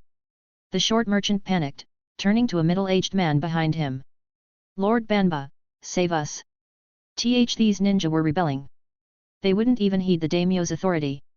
Useless. Banba scoffed at the merchant before calmly saying, engage. Whoosh. 7 ninja emerged from the convoy. Konoha, do you intend to rebel? Banba glared at Danzo. These are the daimyo's belongings. No one has the right to search them. Banba sighed inwardly. The enemies were too numerous, they had to prepare for the worst. Once they escaped, they would report this to the daimyo. Someone would deal with them. To dare steal from the daimyo's court. Did the Hokage no longer want his position? Seeing so many ninja suddenly appear from the convoy, the Konoha ninja remained unfazed. These were just rogue ninja hired by the daimyo's court compared to elite shinobi like them. They were nothing. These. The daimyo's ninja. Danzo narrowed his eyes. This was troublesome. But they could no longer stop now. So. Damn it. The merchant ninjas' faces turned pale with fury. Damn Konoha. Seeing the daimyo's name truly held no weight, they immediately formed hand seals and clashed with Konoha's ninja. Captain Rega, should we intervene? A Kirinin with a mist headband asked. While they're in chaos, we can retrieve the blade and return to the village. Not yet. Black Zetsu Rega narrowed his eyes. Later. Once the daimyo's forces and Konoha weaken each other, I'll prepare their funer. Before he could finish. Let Konoha prepare yours instead. A low voice interrupted. Kirinin. You've crossed the line. Who's there? The Kirinin turned sharply to see a spiky-haired young man with white hair standing nearby. Hitaki Sakumo. Rega grinned. How interesting. It seems we've been discovered. Damn it. They had planned to strike once Konoha suffered losses, but now. In that case, let me hold your funeral first. With that, Rega raised his blade and shouted, Lightning release, lightning fang. Well done. Uzumaki Jun patted Kakuzu, who was observing the battle through binoculars atop a hill. To think you could sell it for so much. Indeed. Selling weapons was the most profitable business. Why are you here? Kakuzu glanced at Jun before refocusing on the distant fight. Your script was well written. Otherwise, these fools wouldn't have taken the bait. A single stone tablet had multiplied the blade's value 100-fold. Why hadn't he studied more in his youth? Truly, those with twisted minds were different. This kid's brain was nothing like a typical Uzumaki's. Don't spout nonsense. Jun coughed lightly, feigning seriousness. The tablet was made by others. We merely sold a blade. It was just a coincidence. Kakuzu lowered his binoculars, giving Jun a look of admiration. Why are you here? Doesn't Uzushiagakur have other matters? This thick-skinned. No wonder he became a kage at such a young age. Nothing urgent in Uzushiagakur. Jun smiled. Who do you plan to sell the other blade, the Fire Affinity one, to? Selling Frostmourne to the Land of Fire. This was pure provocation. If mishandled, these two nations would become sworn enemies. The Land of Water. Kakuzu's eyes gleamed. It'll fetch a higher price there. Truly, the man who once fought the god of shinobi to a standstill. This. He'd do anything for money. Jun stared at Kakuzu speechlessly before saying, You did well. If Konoha wielded Frostmourne and Kiri wielded Fire's Joy. No need to guess these two villages would become eternal enemies. You still haven't answered. Kakuzu eyed Jun suspiciously. What are you here for? Knowing this Uzumaki brat, he wouldn't show up without a reason. Every time he appeared, it was either to sell weapons or collect bloodlines. So, why did he have a bad feeling about this? This kid. Was he scheming again? As for Jun. To add fuel to the fire. Jun smirked mysteriously, forming a hand seal. Shadow clone disguise technique. A puff of smoke later. A man with a yellow spiraled mask and Mangeki Sharingan, and another with a white mask bearing 3 Tomo and Rin Egan, appeared before Kakuzu. Under Kakuzu's wide-eyed, twitching gaze. Please address me as X2. Uchiha Shin. 6 Paths Pain. Chapter 233, The Sword, Water, and Letter, 2. Kirinin. Seeing the Kirinin suddenly dragged out by Hotaki Sakumo, Danzo narrowed his eyes and muttered, It seems the entire shinobi world now knows that mysterious sword has appeared in the Land of Fire. But what about the other villages? Come out! Danzo shouted loudly toward the surrounding forest. No need to hide any longer. They must have all arrived by now. Instantly. Swish! Swish! Shinobi emerged from all directions. Iwanin, Kumonin, Sunanin. Looking at the forward protectors of the surrounding shinobi, Danzo's eyes turned cold. You've crossed the line. This is the Land of Fire. Humph!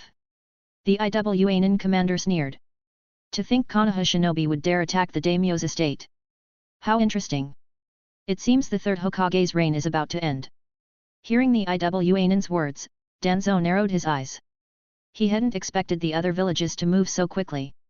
Ah, this time. Hiruzen. My apologies this time. Leave this place. Danzo said coldly, staring at them. Otherwise, don't blame Konoha for being ruthless. However, that sword, Frostmourne, is a national treasure of the Land of Water. The Kirinin commander, seeing the sudden appearance of shinobi from all sides, stopped fighting Hotaki Sakumo and spoke calmly. Hand it over, and we will leave immediately. Danzo narrowed his eyes at the Kirinin's words. These Kirinin. Are they dreaming? Even if they got the sword, did they really think they could leave the Land of Fire alive? But given the current situation, it seems impossible to eliminate all of them now. Hiruzen. Danzo sighed inwardly. Good luck. So. Attack. Seize the sword and bring it back to the village. For now, the priority was to retrieve the sword and return to the village. As for the rest, that would be the Hokage's problem. Damn it. Seeing the Konohanin stop fighting the daimyo's forces and instead focus on snatching the sword, the shinobi from other villages cursed but didn't hesitate to act. Water release, Water Dragon Bullet Technique. Earth release. Wind release. Black Zetsu, that brat could have easily caused a war among the 5 great shinobi villages this way. White Zetsu watched the chaotic battle between the 5 villages and said helplessly to Black Zetsu. Why did he make us lure Iwanin into attacking Konoha back then? That bastard! How troublesome! What a detestable brat! Black Zetsu narrowed his eyes. We still don't know how Lord Madara is doing. Our true mission must not be revealed to anyone. Otherwise, Mother will be in danger.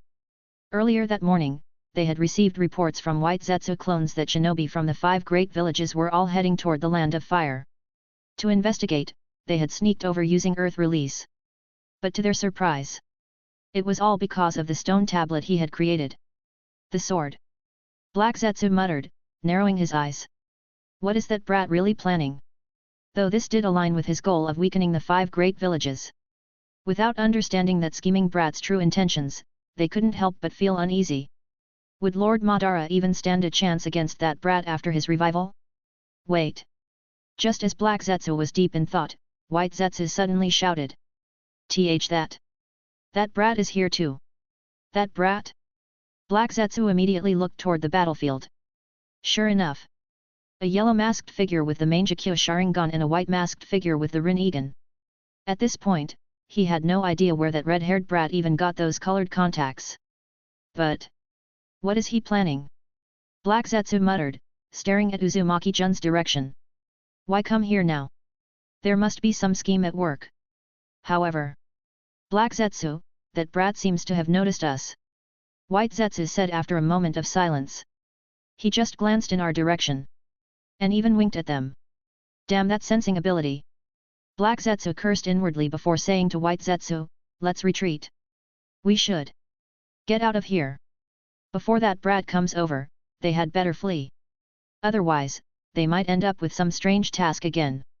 So, Black Zetsu wasn't scared. He just found it troublesome. Black Zetsu, Pain, wearing a mask, glanced in Black Zetsu's direction and smiled meaningfully. What are they doing here?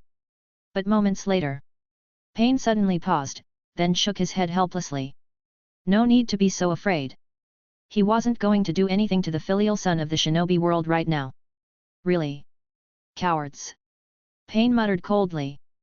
Then, he turned his attention to his other clone. Uchiha Shin. For now, the priority was to finish acting out this play. Damn it!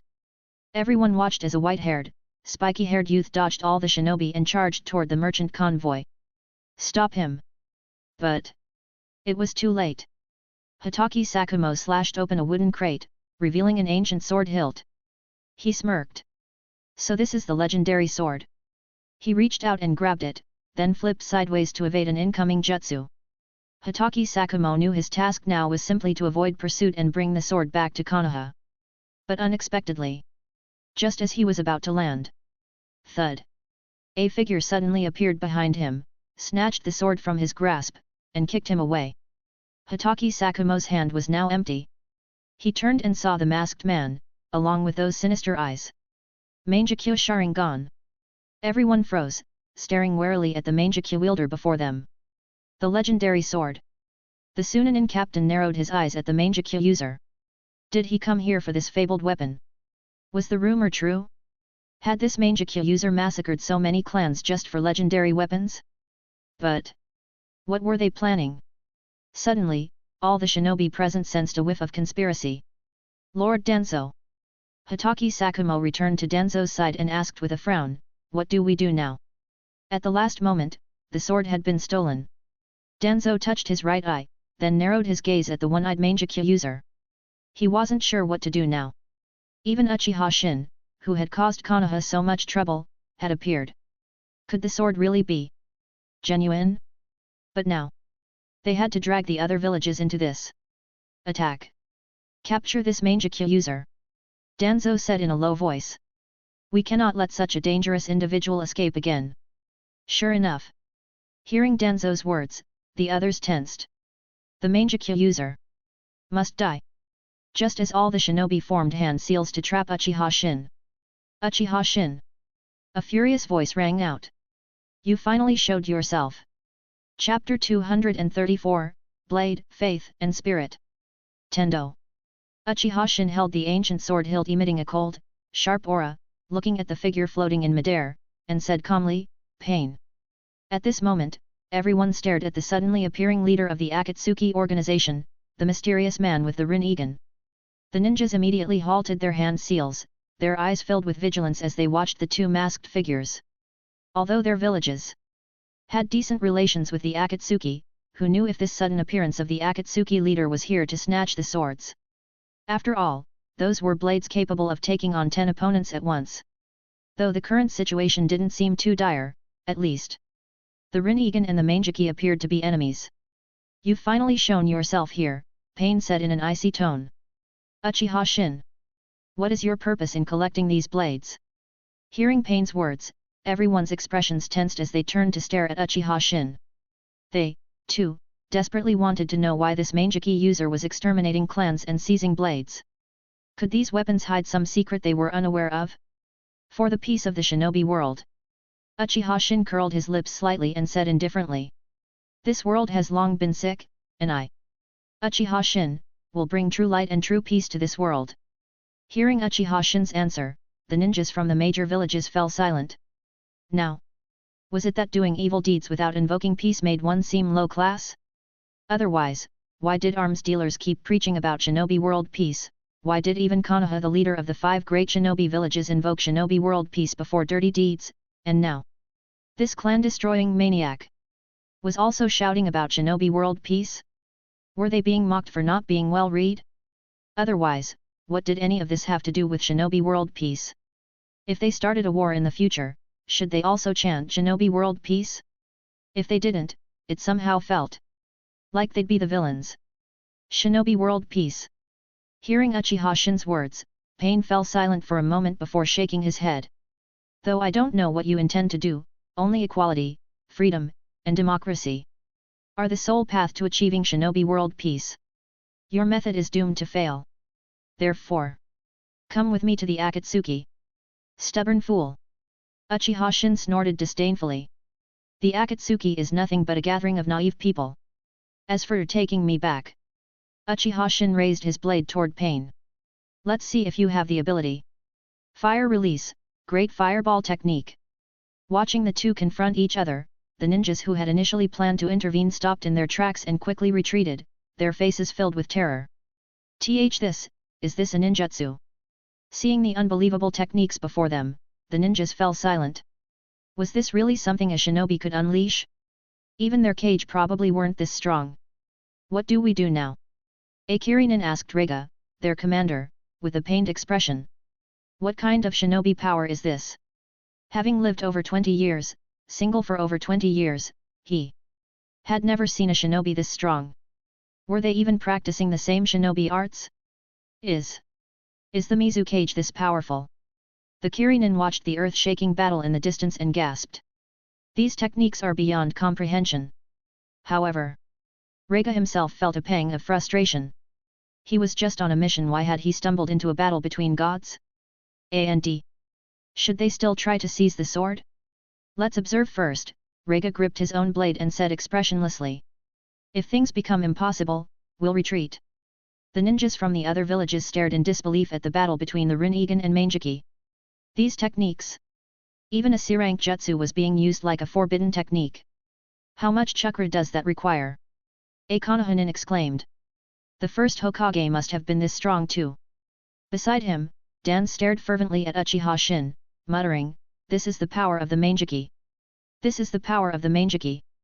So this was its true strength. No wonder it could rival the wood release of the god of shinobi."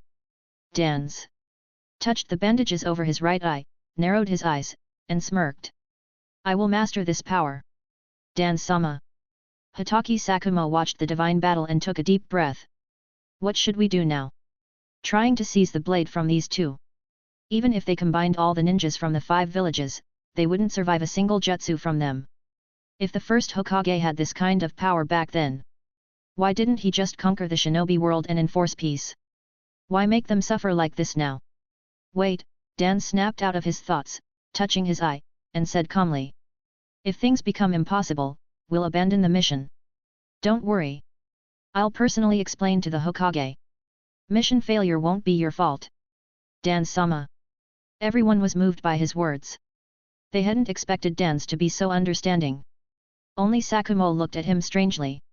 As part of the pro-Hokage faction, he wasn't worried about repercussions, but had Dan's changed? Ahem, Dan's coughed twice.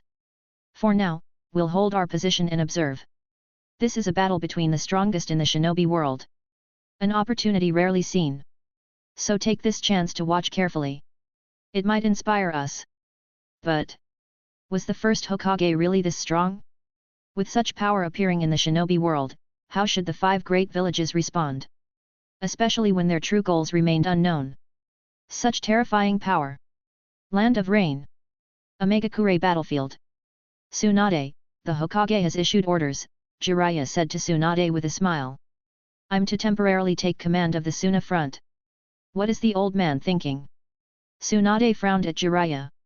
You just got here, and now he's sending you to the Suna front. The battlefield is ever-changing, Jiraiya chuckled helplessly. Sakumo was assigned a sudden mission, so I'm filling in.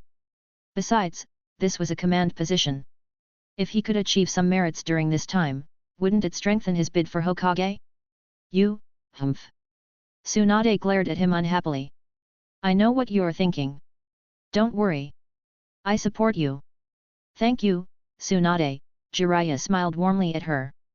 Believe me, I will become Hokage and change this world. He touched the crystal necklace Tsunade had given him. And this necklace carries your blessings, so I will definitely succeed. Tsunade glanced at the necklace in his hand, a flash of sorrow in her eyes. Believe you. Back then, when Awake wanted to become Hokage, she had given him the necklace, but she hoped it would bring Jiraiya luck this time. When Orochimaru arrives, I'll return to the Suna front to assist you, so you must be careful. Hearing Tsunade's words, Jiraiya smiled gently and hugged her, whispering, when the war ends, let's get married. Chapter 235, Blade, Faith and Spirit, 2. As expected of the Rinnegan, Uchiha Shin dodged Pain's jutsu and laughed loudly. Haha! What an enviable eye! In terms of ocular abilities, among all the opponents I've fought, no one surpasses you. I, Uchiha Shin, acknowledge you as the strongest. However, Pain did not respond to Uchiha Shin, instead calmly stating, Shinra Tensei. Instantly, a tremendous repulsive force surged toward Uchiha Shin. Uchiha Shin had already received intel from his main body and swiftly dodged to the side. Boom! A deafening explosion echoed. The massive mountain behind him was flattened. The surrounding observing ninja gasped in shock. This. Should they retreat further? What if they got caught in that attack by accident? This jutsu. Danzo stared at the terrifying power, his eyes filled with disbelief as he muttered, the root team that intercepted him last time submitted a report, but the power wasn't nearly this strong. Had he been holding back then, or had he grown even stronger in this short time? While everyone was dumbfounded by the flattened mountain, Pain glanced at Uchiha Shin, who had dodged the attack, and nodded slightly. The act had gone on long enough, it was time to end it. As for Shinra Tensei, that was real. After all this time, both the Rinnegan and the Manjiki Sharingan had been fully assembled. This time, they were the real Rinnegan and Manjiki, not colored contacts. However, Zetsu and the others probably still believed he was wearing fake ones, because he was a red-haired Uzumaki. Magnet release could be explained as a rare mutation, but eyes like these could only be inherited through bloodline. So, he could act freely. As long as he didn't use the signature techniques of the Manjiki, no one would ever know they were real. What a terrifying jutsu! Uchiha Shin subtly hinted at his eyes while laughing maniacally. Haha, interesting, very interesting. In that case, Uchiha Shin brandished the ancient sword hilt in his hand, his crimson Manjiki glaring coldly at Pain. Let me test the power of this legendary blade Frostmourne. Frostmourne. At Uchiha Shin's words, all the ninja present tensed, focusing intently on him. They wanted to witness the power of the legendary Frostmourne for themselves. After all, everything they knew so far came from the stone tablet claims that it could defeat 10 Hokage-level opponents. These were just speculations based on the tablet's records, but no one could deny. Perhaps this was truly an incredibly powerful blade. As for the truth, no one knew. Danzo stared fixedly at Frostmourne, muttering to himself, just what kind of power does it hold? If it really could defeat 10 Hokage-level opponents, then they might finally have a way to counter these overpowered freaks. If they could obtain it, or the other legendary blade wreathed in flames, Konoha could truly rise to dominance. Awaken now! Uchiha Shin spoke in an icy tone. Frostmourne. Instantly. A bone-chilling, sinister cold seemed to emanate from the ancient hilt. A flash of piercing light gleamed. Seeing this, Pain's expression changed, and he immediately retreated, keeping a wary eye on Uchiha Shin, though his jutsu did not stop. Shinra Tensei. However. Frozen Throne. Before Uchiha Shin could finish speaking, his eyes suddenly narrowed as he stared at the sword in his hand with fury. Submit to me. All the ninja watched in confusion as Uchiha Shin abruptly stopped. What's going on? A Konohanin asked curiously. Charging up. Waiting for cooldown? Not sure, another Konohanin shook his head. Maybe he ran out of chakra. Everyone gave the Konohanin a deadpan look. Anyone could tell Uchiha Shin wasn't lacking chakra. He probably had Senju or Uzumaki bloodline otherwise. How else could he possess such monstrous reserves? Perhaps it's the legendary sword spirit. Rega narrowed his eyes. If the wielder isn't acknowledged, they can't unleash its full power. That was what the stone tablet had recorded. Hearing Rega's words, everyone's eyes widened. Maybe. That was it. They turned their attention back to Uchiha Shin. If he wasn't acknowledged, did that mean they had a chance? If they could get their hands on the blade and earn its recognition, could they too become invincible? The thought alone was thrilling. And the Uchiha clan?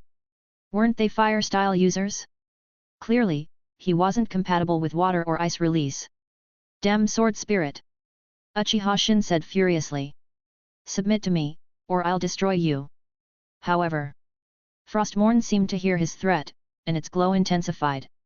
A freezing blade condensed from the hilt cold, sharp, and regal. Captivating everyone's gaze. As the icy, crystalline blade fully materialized, Uchiha Shin shouted, Frozen Throne. Before he could finish, the blade trembled, and an overwhelming surge of chakra erupted. Instantly, centered around Frostmourne. A torrential flood of water burst forth like a waterfall. Seeing this, Uchiha Shin's expression changed drastically. He immediately threw Frostmourne to the ground, then glanced at Pain, who was charging toward him, and said coldly, I'll be back. With that, he vanished in a shunshin. As for Frostmourne, everyone stared at the blade embedded in the ground, gasping in disbelief. This. A Kirinin stammered, trembling. Truly a legendary blade passed down for millennia. Unbelievable. The flood of water had instantly transformed the forest into an ocean. Fortunately, everyone had quickly leaped into the trees, otherwise, they might have been swept away. Yet, the moment they landed, Frostmourne plunged into the water and instantly froze the entire sea solid. Frostmourne. Danzo's pupils contracted. If I could obtain this blade, he could have brought true peace to the shinobi world long ago. Would he even need the Mangeki? The sword spirit. Danzo narrowed his eyes at the blade embedded in the frozen sea. This complicates things. Though the Mangeki user had fled, the Rinnegan wielder was still here. Even if they all attacked together, he could probably wipe them out with just 2 jutsu. So, despite their greed for the blade, none dared to act recklessly. They looked up at Pain, floating mid-air, and shuddered when his gaze swept over them. It was so cold here. Maybe they should retreat further. However, after glancing at them, Pain lowered his gaze to Frostmourne, then looked in the direction where the Mangeki user had disappeared. To everyone's astonishment, he pursued Uchiha Shin instead. This. A Kirinin muttered hesitantly. He's not taking it. Just how deep was their grudge? To abandon such a powerful blade just to chase down the Mangeki user. Instantly, everyone exchanged glances, their eyes gleaming. Then, moments later. Move. It's done. Uzumaki Jun reverted to his original appearance and walked up to Kakuzu. Do you want to return to Uzushiagakuer? Kakuzu, however, stared at Uzumaki Jun in shock. That blade. Did it really have a sword spirit? Otherwise, how could it be so powerful? Fake. Uzumaki Jun paused, then chuckled helplessly. As for the ice release, it was just an accidental fusion. Thanks to the system. Probably an accident, right? Your strength. Kakuzu's expression grew even more stunned. If the blade was fake, then this kid's power. Had even the Hokage ever been this strong? He suddenly realized how shameless it was to brag all these years about fighting the Hokage to a draw. And Kakuzu glanced pityingly at the ninja below, still fighting over the blade. They had been completely fooled. Chapter 236, The act went too far. Stop looking so miserable. Uzumaki Jun patted Kakuzu's shoulder and sighed. Even though we can't sell it now, we can still sell it later. It just needs to be stored for a while. In the end, Kakuzu still followed him back to Uzushiagakur because this act had gone too far. Now, that blazing joy was something that whoever sold it would be finished. If Kakuzu tried to sell the legendary sword on the black market, ninjas from the 5 great shinobi villages would probably appear out of nowhere, shouting for the sake of peace in the shinobi world. Although Kakuzu considered himself the god of shinobi's equal, his actual strength was only around that of 4 elite jonin. So, under the combined assault of the 5 great shinobi villages, Uzushiagakur might have to find a new finance minister. Therefore, for the safety of Uzushiagakur's finance minister, Uzumaki Jun decided to give Kakuzu, who had worked hard on trade, a vacation. After all, he had already brought so many deals to Uzushiagakur. It was time for him to rest. Uzumaki Jun was not a heartless capitalist. Besides, keeping it for a while isn't bad either. Uzumaki Jun comforted him. The longer it's stored, the more valuable the sword becomes. After the demonstration in that frozen sea, probably every ninja in the shinobi world was itching to get their hands on it. After all, who wouldn't want to be invincible in the shinobi world? But the black market probably wouldn't dare take it now. They'd be afraid of the 5 great shinobi villages pulling a crackdown. Next time, the sword could only be sold to nobles or the daimyo of the Land of Water. As for the shinobi villages, if they wanted something, they would just take it by force. So, dealing with them might mean losing both the sword and one's life. Tch. Kakuzu sighed, stroking the hilt of another ancient sword in his hand. What a shame. This was worth tens of billions. After the incident with Frostmourne, the price of Blazing Joy would probably double or even triple. Because a sword with a spirit. Who had ever seen one before? Why didn't you pick Frostmourne back up at the time? Kakuzu said regretfully. If you had, we could have sold it again. Why?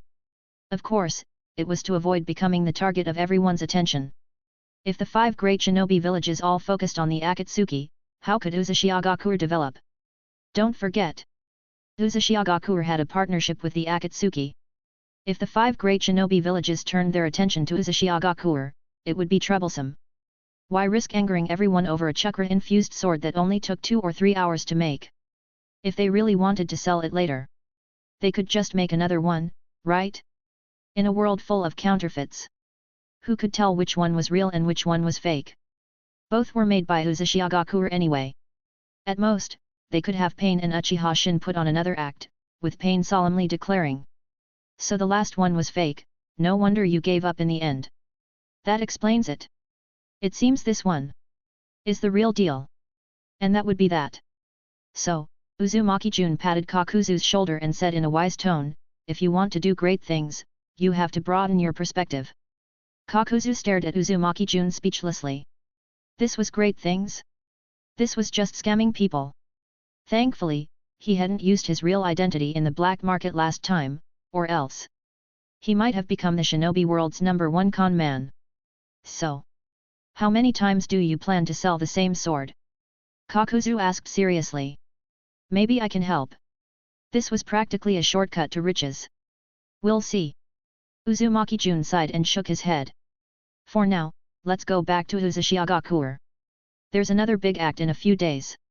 Hearing the words big act, Kakuzu's heart trembled. He asked cautiously, what are you planning now? February 1st, year 33 of Konoha's founding. The national treasure of the Land of Water appeared within the borders of the Land of Fire. In the struggle for the sword, the 5 great shinobi villages engaged in a fierce battle and personally witnessed the power of the legendary blade. Indeed, it could probably defeat 10 gods of shinobi. Rumors said that the forest where the battle took place had turned into a frozen sea, and the ice still hadn't melted. As for who ended up with the sword, Konoha. The entire shinobi world knew and was shouting about Konoha's shamelessness. At the same time, the daimyo of the Land of Fire condemned Konoha for attacking merchants of the daimyo's estate without cause, calling it immoral and uncivilized. He demanded that the Hokage handle the matter seriously and strictly forbid ninjas from recklessly using jutsu, as it endangered the healthy development of the shinobi world. So, your operation was discovered by the daimyo's estate. Sarutobi Hiruzen looked at the letter from the daimyo and asked, what about the sword? Did we get it? We did. Shimura Dans nodded. And its power is truly unbelievable. What about the sword spirit? Hiruzen took a puff of his pipe and frowned. Does the legendary sword spirit really exist? Still unknown. Dans shook his head. Judging by the actions of that Manjiki user at the time, it seems real. But so far, no one has been able to summon the sword spirit. Moreover, perhaps because no one had gained the sword spirit's recognition, the blade didn't seem to possess the ice release attribute. It was just an ordinary water release sword. Its power was decent, but compared to the earth-shattering ice release, it was like comparing a drop of spit to an ocean. Hiruzen fell silent for a moment before saying, continue researching it. This sword is truly extraordinary. See if Konoha can replicate it. Even if they never gained the sword spirit's recognition, it wouldn't be a loss. And as long as the sword was in Konoha's hands, nothing else mattered. Be careful for the next while. Hiruzen took another puff and said calmly, I'll temporarily remove you as the leader of Root. Konoha needs to give the daimyo an explanation. I understand. Dans nodded expressionlessly. I'll make sure Root lays low for now. The so-called removal as Root's leader was just for a show. But Root's activities would still need to be reduced. Otherwise, the daimyo would lose face. But he had originally planned to send Root ninjas to assist villagers during the spring planting in a few days. Would they still make it in time? And the daimyo? He was getting old. Maybe it was time for him to retire. Otherwise, if he took the blame for this, what if the daimyo refused to recognize him as Hokage later? What a shame. Dan sighed softly. Hiruzen was taken aback but nodded in agreement. It really is a shame. I wonder if anyone in the village can gain the recognition of Frostmourne. February 2nd, year 33 of Konoha's founding. The Hokage harshly criticized advisor Shimura Dans for acting without the village's orders, causing harm and losses to the daimyo's estate. As a result, Dans was stripped of his advisory position, and Root was disbanded. Konoha would also send ninjas to personally explain the situation to the daimyo. He really is the longest-serving Hokage for a reason. Uzumaki Jun sighed and shook his head. It's not just because he's good at surviving, but also because he had no political stains on his record. Even after Orochimaru defected, Hiruzen could still be remembered as kind, compassionate, and loving toward his students. So his success wasn't without reason. With the shinobi world scapegoat helping him, how could he not succeed? Chapter 237, I won't bring you food tomorrow. Cough cough, have you learned it all? Uzumaki Mito covered her mouth and coughed twice before saying, this is the Uzumaki clan's sealing technique, and it suits your physique very well.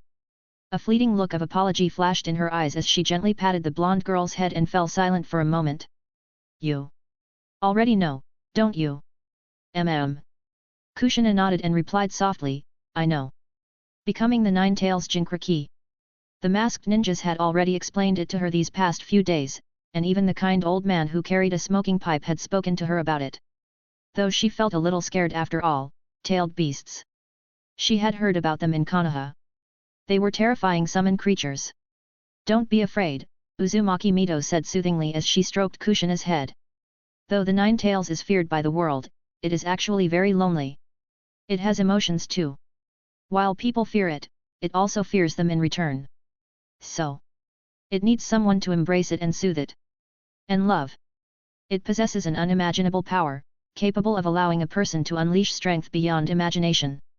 Uzumaki Mito smiled and asked, Kushina, do you have someone you like? Whoosh. Kushina's small face instantly flushed red. She twisted the hem of her clothes and whispered, no. Haha. Seeing Kushina's reaction, Uzumaki Mito was momentarily stunned before bursting into laughter. Don't be afraid. No matter what, you carry the bloodline of the Uzumaki clan. And the girls of the Uzumaki clan are all passionate and unrestrained. If you meet a boy you like, you must never give up. So, Kushina, don't hold back. Kushina responded with a soft hum. Lady Mito. Call me. Grandma Mito, Uzumaki Mito said warmly, patting Kushina's head. Then, are you willing to accept the 9 tails? Kushina hesitated for a moment before nodding. Yes, I am willing. Grandma Mito.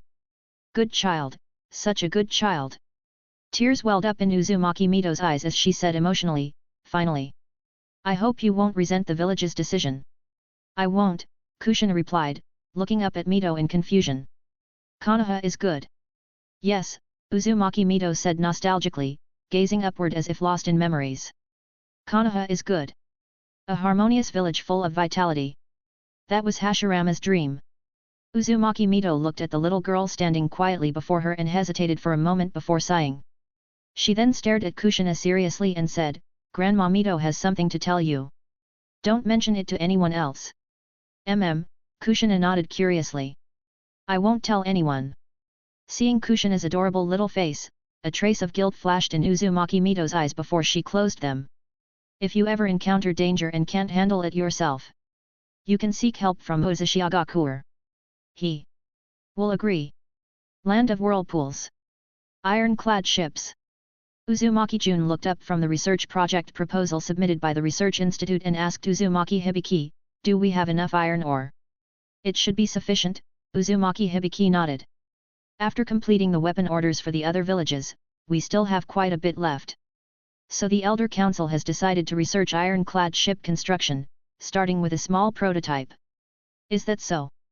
Uzumaki Jun stroked his chin, frowning in thought before saying, let the Elder Council handle it as they see fit. He wasn't very familiar with this field and could only provide some reference materials from the system. A&D. Without realizing it, Uzushiagakuer had already progressed this far, slowly entering the early stages of an industrial revolution. He wondered if future technology could lead to the creation of mechas and the conquest of the stars. Don't doubt it. Didn't Orochimaru's mechanical 9 tails already have a hint of a mecha back then? It's just that the technology of the ninja world hadn't been applied properly. But for now, it seemed impossible. That's not what the elder meant, Uzumaki Hibiki shook his head. He asked me to inform you that we're running out of gold dust. Uzumaki Jun gave Uzumaki Hibiki a deadpan look. No wonder they hadn't consulted him on previous research projects but came to him this time. So this was the reason. Annoyed, he said, I understand. Have someone come collect it later. For the sake of technological advancement, he had no choice but to make sacrifices. He had only just returned, and now he had to work hard again. Has anything happened in Uzushiagakuer recently? Uzumaki Jun yawned. If not, I'm going to rest. There is, Uzumaki Hibiki flipped through his notes. Tomorrow is Uzushiagakuer's festival. What should we do about the Kiri-nin? Is it time already? Hearing this, Uzumaki Jun propped his chin on his hands and narrowed his eyes. Has Hoshigaki Fugyuki been behaving? We notified him as per your instructions, Uzumaki Hibiki shook his head. He hasn't made any moves. To think this guy could become one of the 7 ninja swordsmen. How disgraceful. In that case, Uzumaki Jun curled his lips into a mysterious smile.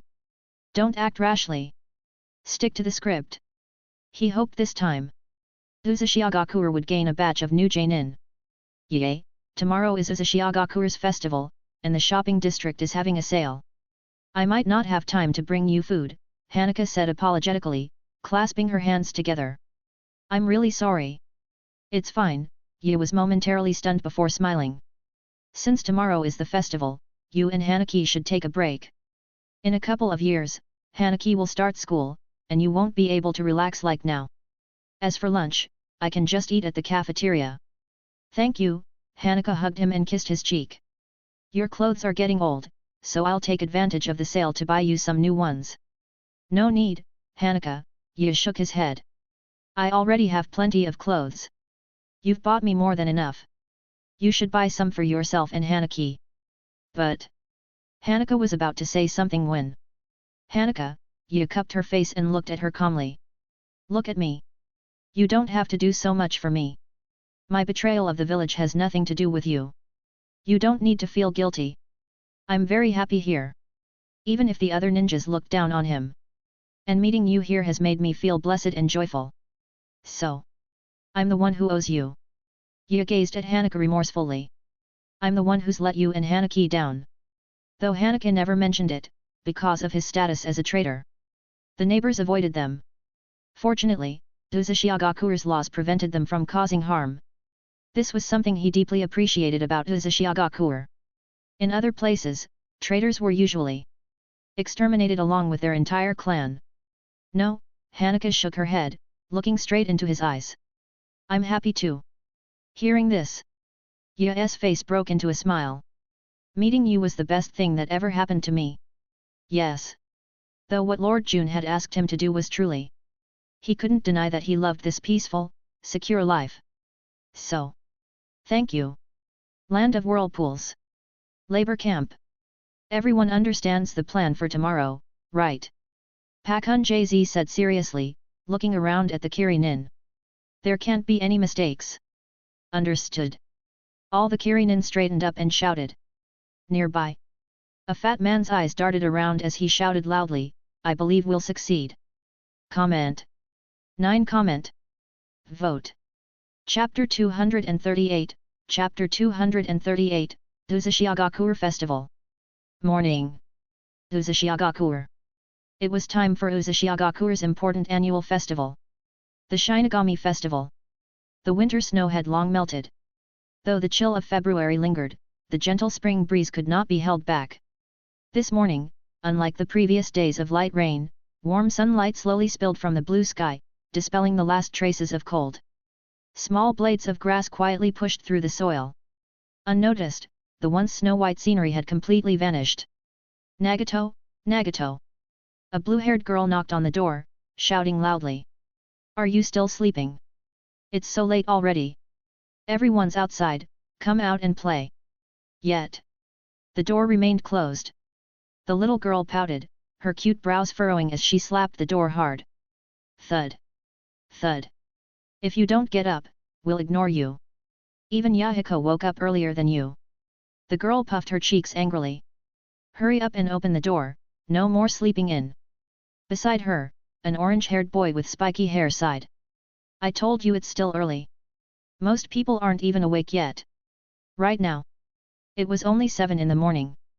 And since today was a holiday, most people probably weren't working, so they were still resting. Yahiko, that's not the right attitude. Konan said seriously. Both of us came from the land of rain. Back then, we never slept until 7 or 8. Everyone had to go out looking for food by 5 or 6 in the morning. Some even stayed awake all night, curled up in a corner, afraid of enemy ninja breaking in. Yet. Yahiko forced a smile. It's been almost a year since we came to Uzushiagaku. Life now is something we never could have imagined before. So we can't afford to slack off. Konan nodded firmly. The people in the land of rain are still suffering. Then, she proudly raised her chin. Besides, I'm now a citizen of Uzushiagaku. Me too. Yahiko scratched his head. My dad got his citizenship a few days ago. Really? Konan's eyes lit up. Then we can go to school together, just like Nagato. Yet. Yahiko smiled. Study hard with Nagato. And protect Uzushiagaku together. If only the land of rain could be like Uzushiagaku. Konan sighed wistfully. Then everyone could live a good life. It's a shame. Yahiko nodded, then suddenly brightened. If the land of rain were closer to Uzushiagaku, maybe Lord Jun could. Creak. Before he could finish, the door opened. You guys are way too early. Nagato rubbed his eyes, yawning. It's not even time yet. You're the one who's late. Konan huffed. If we were still in the land of rain, you'd starve like this. But I've always lived in Uzushiagaku. Nagato yawned again. 3 meals a day, meat every time. A cup of Kamaizuru clan's S-rank honey water in the morning, milk at night. The only bad thing is mom won't let me eat sweets all day.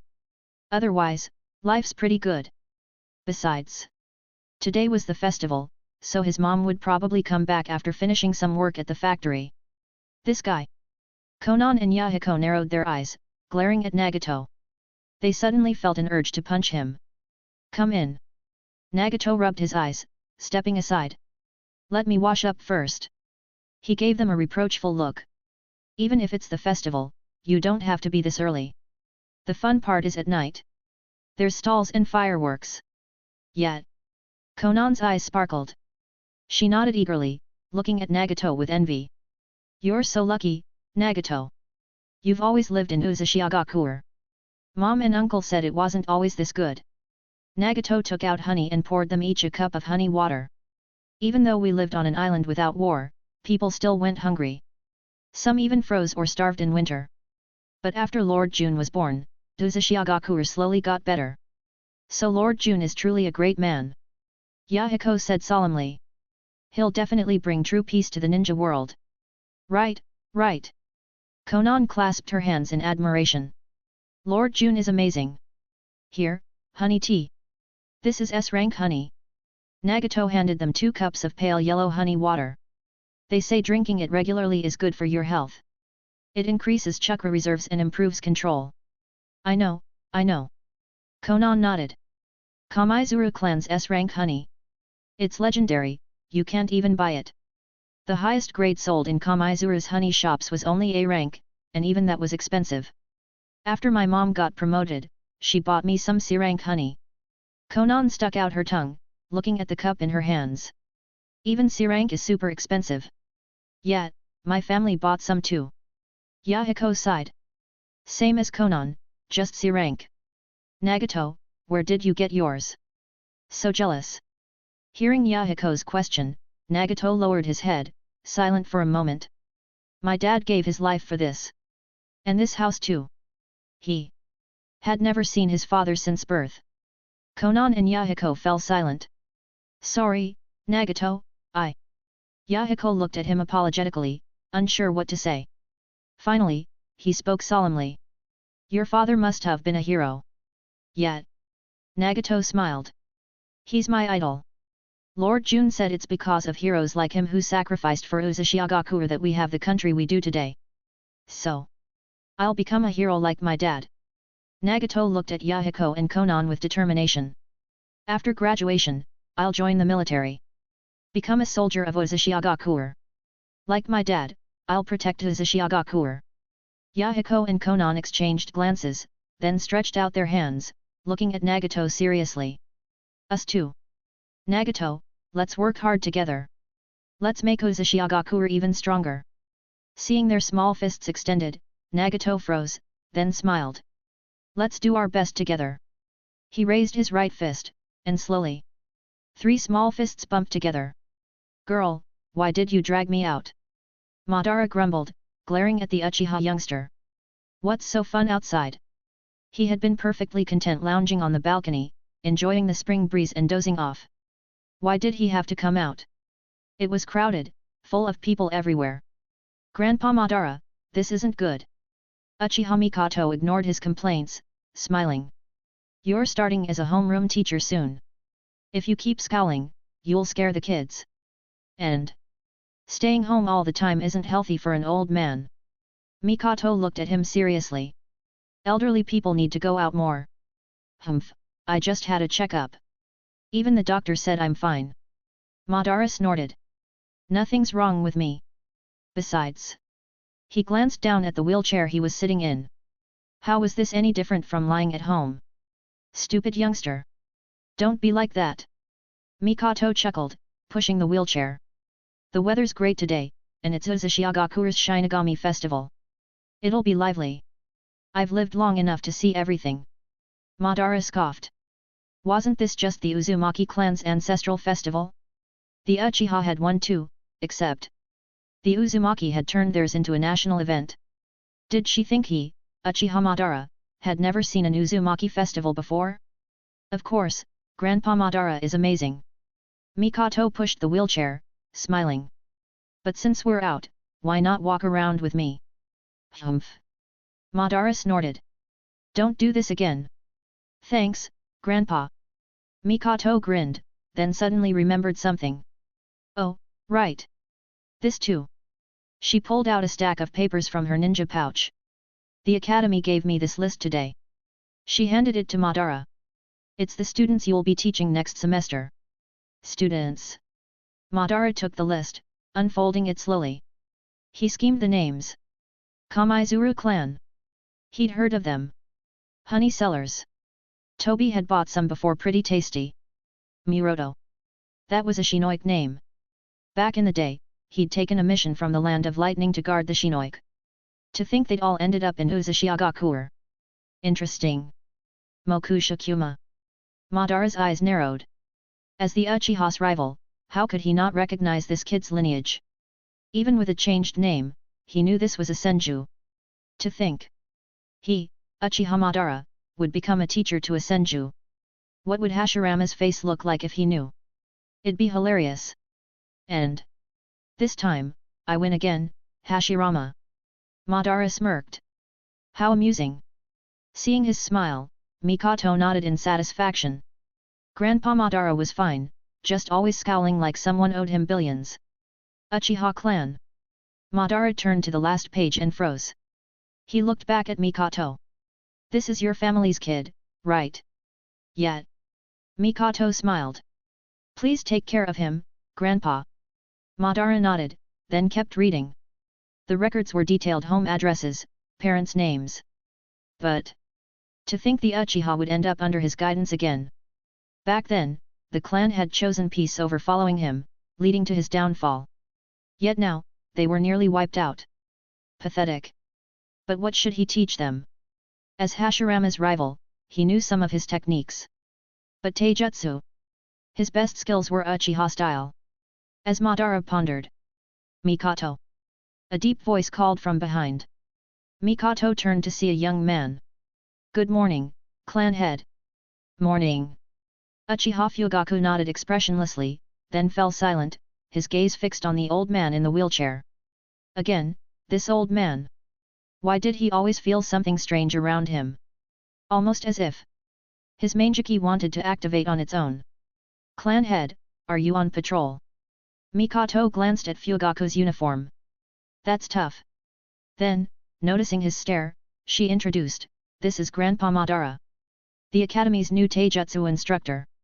He'll be Uchiha Ikuto's homeroom teacher. Homeroom teacher? Fugaku's eye twitched. Had he misjudged? Looking at Madara's indifferent expression, Fugaku hesitated, then bowed slightly. Please take care of the Uchiha children. He straightened, addressing Mikoto. I'm on duty. Be careful. Then he left. The clan head and Grandpa Madara are so alike. Mikoto watched Fugaku's retreating back. Both cold on the outside, warm inside. TCH. Madara sneered. Let's go. Alike? What nonsense. Even if this Uchiha leader had awakened the Manjiki, his strength was nowhere near Uchiha Madara's. And darkness festers in his heart. Madara muttered. The Uzumaki brat. What was he planning with the Uchiha? Hey. Mikoto blinked.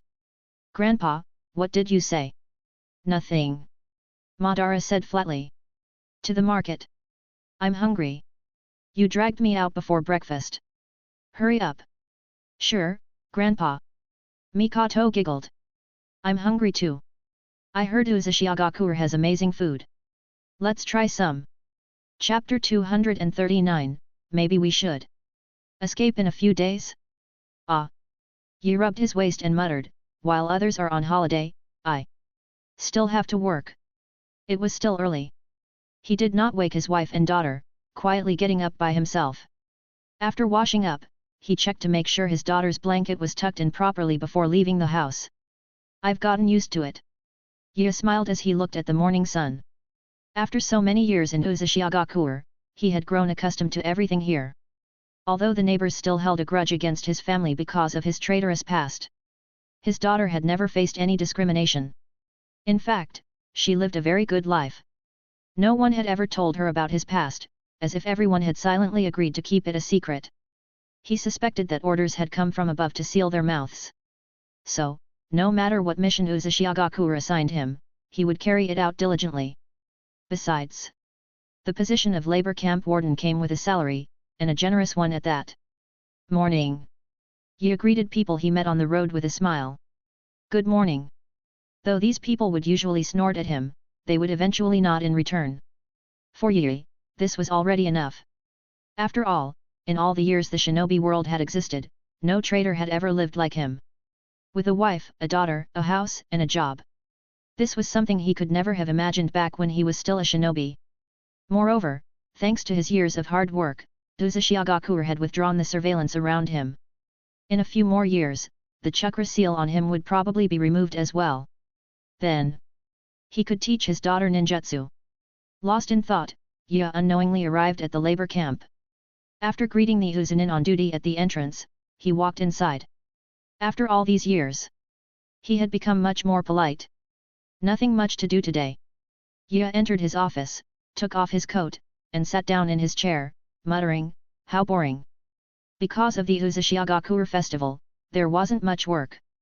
He just had to keep an eye on the labor camp to prevent the Kirinin from causing trouble. Then, by evening, he could clock out. Looks like I can leave early today. Ye smiled slightly and murmured, "Maybe I'll have time to watch the fireworks with Hanukkah and our daughter." It had been so long since he last accompanied them on an outing. Plus, he would receive holiday benefits after work today. Ye stretched lazily. The floor heating is so comfortable. The fireplace at home didn't regulate temperature well and sometimes gave off a smell. But currently, floor heating in Uzumaki was only installed in certain special areas, so most residential areas didn't have it yet. He believed that in time, Uzumaki would have it nationwide. Knock knock. Just then, the door was knocked. Ye immediately straightened up and said seriously, "Come in." Warden Ye. A Uzunin entered and handed him a document. "These are the labor camp's benefits. Please sign for them." "Got it."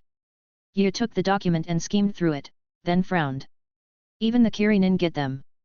He thought only the labor camp staff would receive benefits. Who knew the Kirinin would too?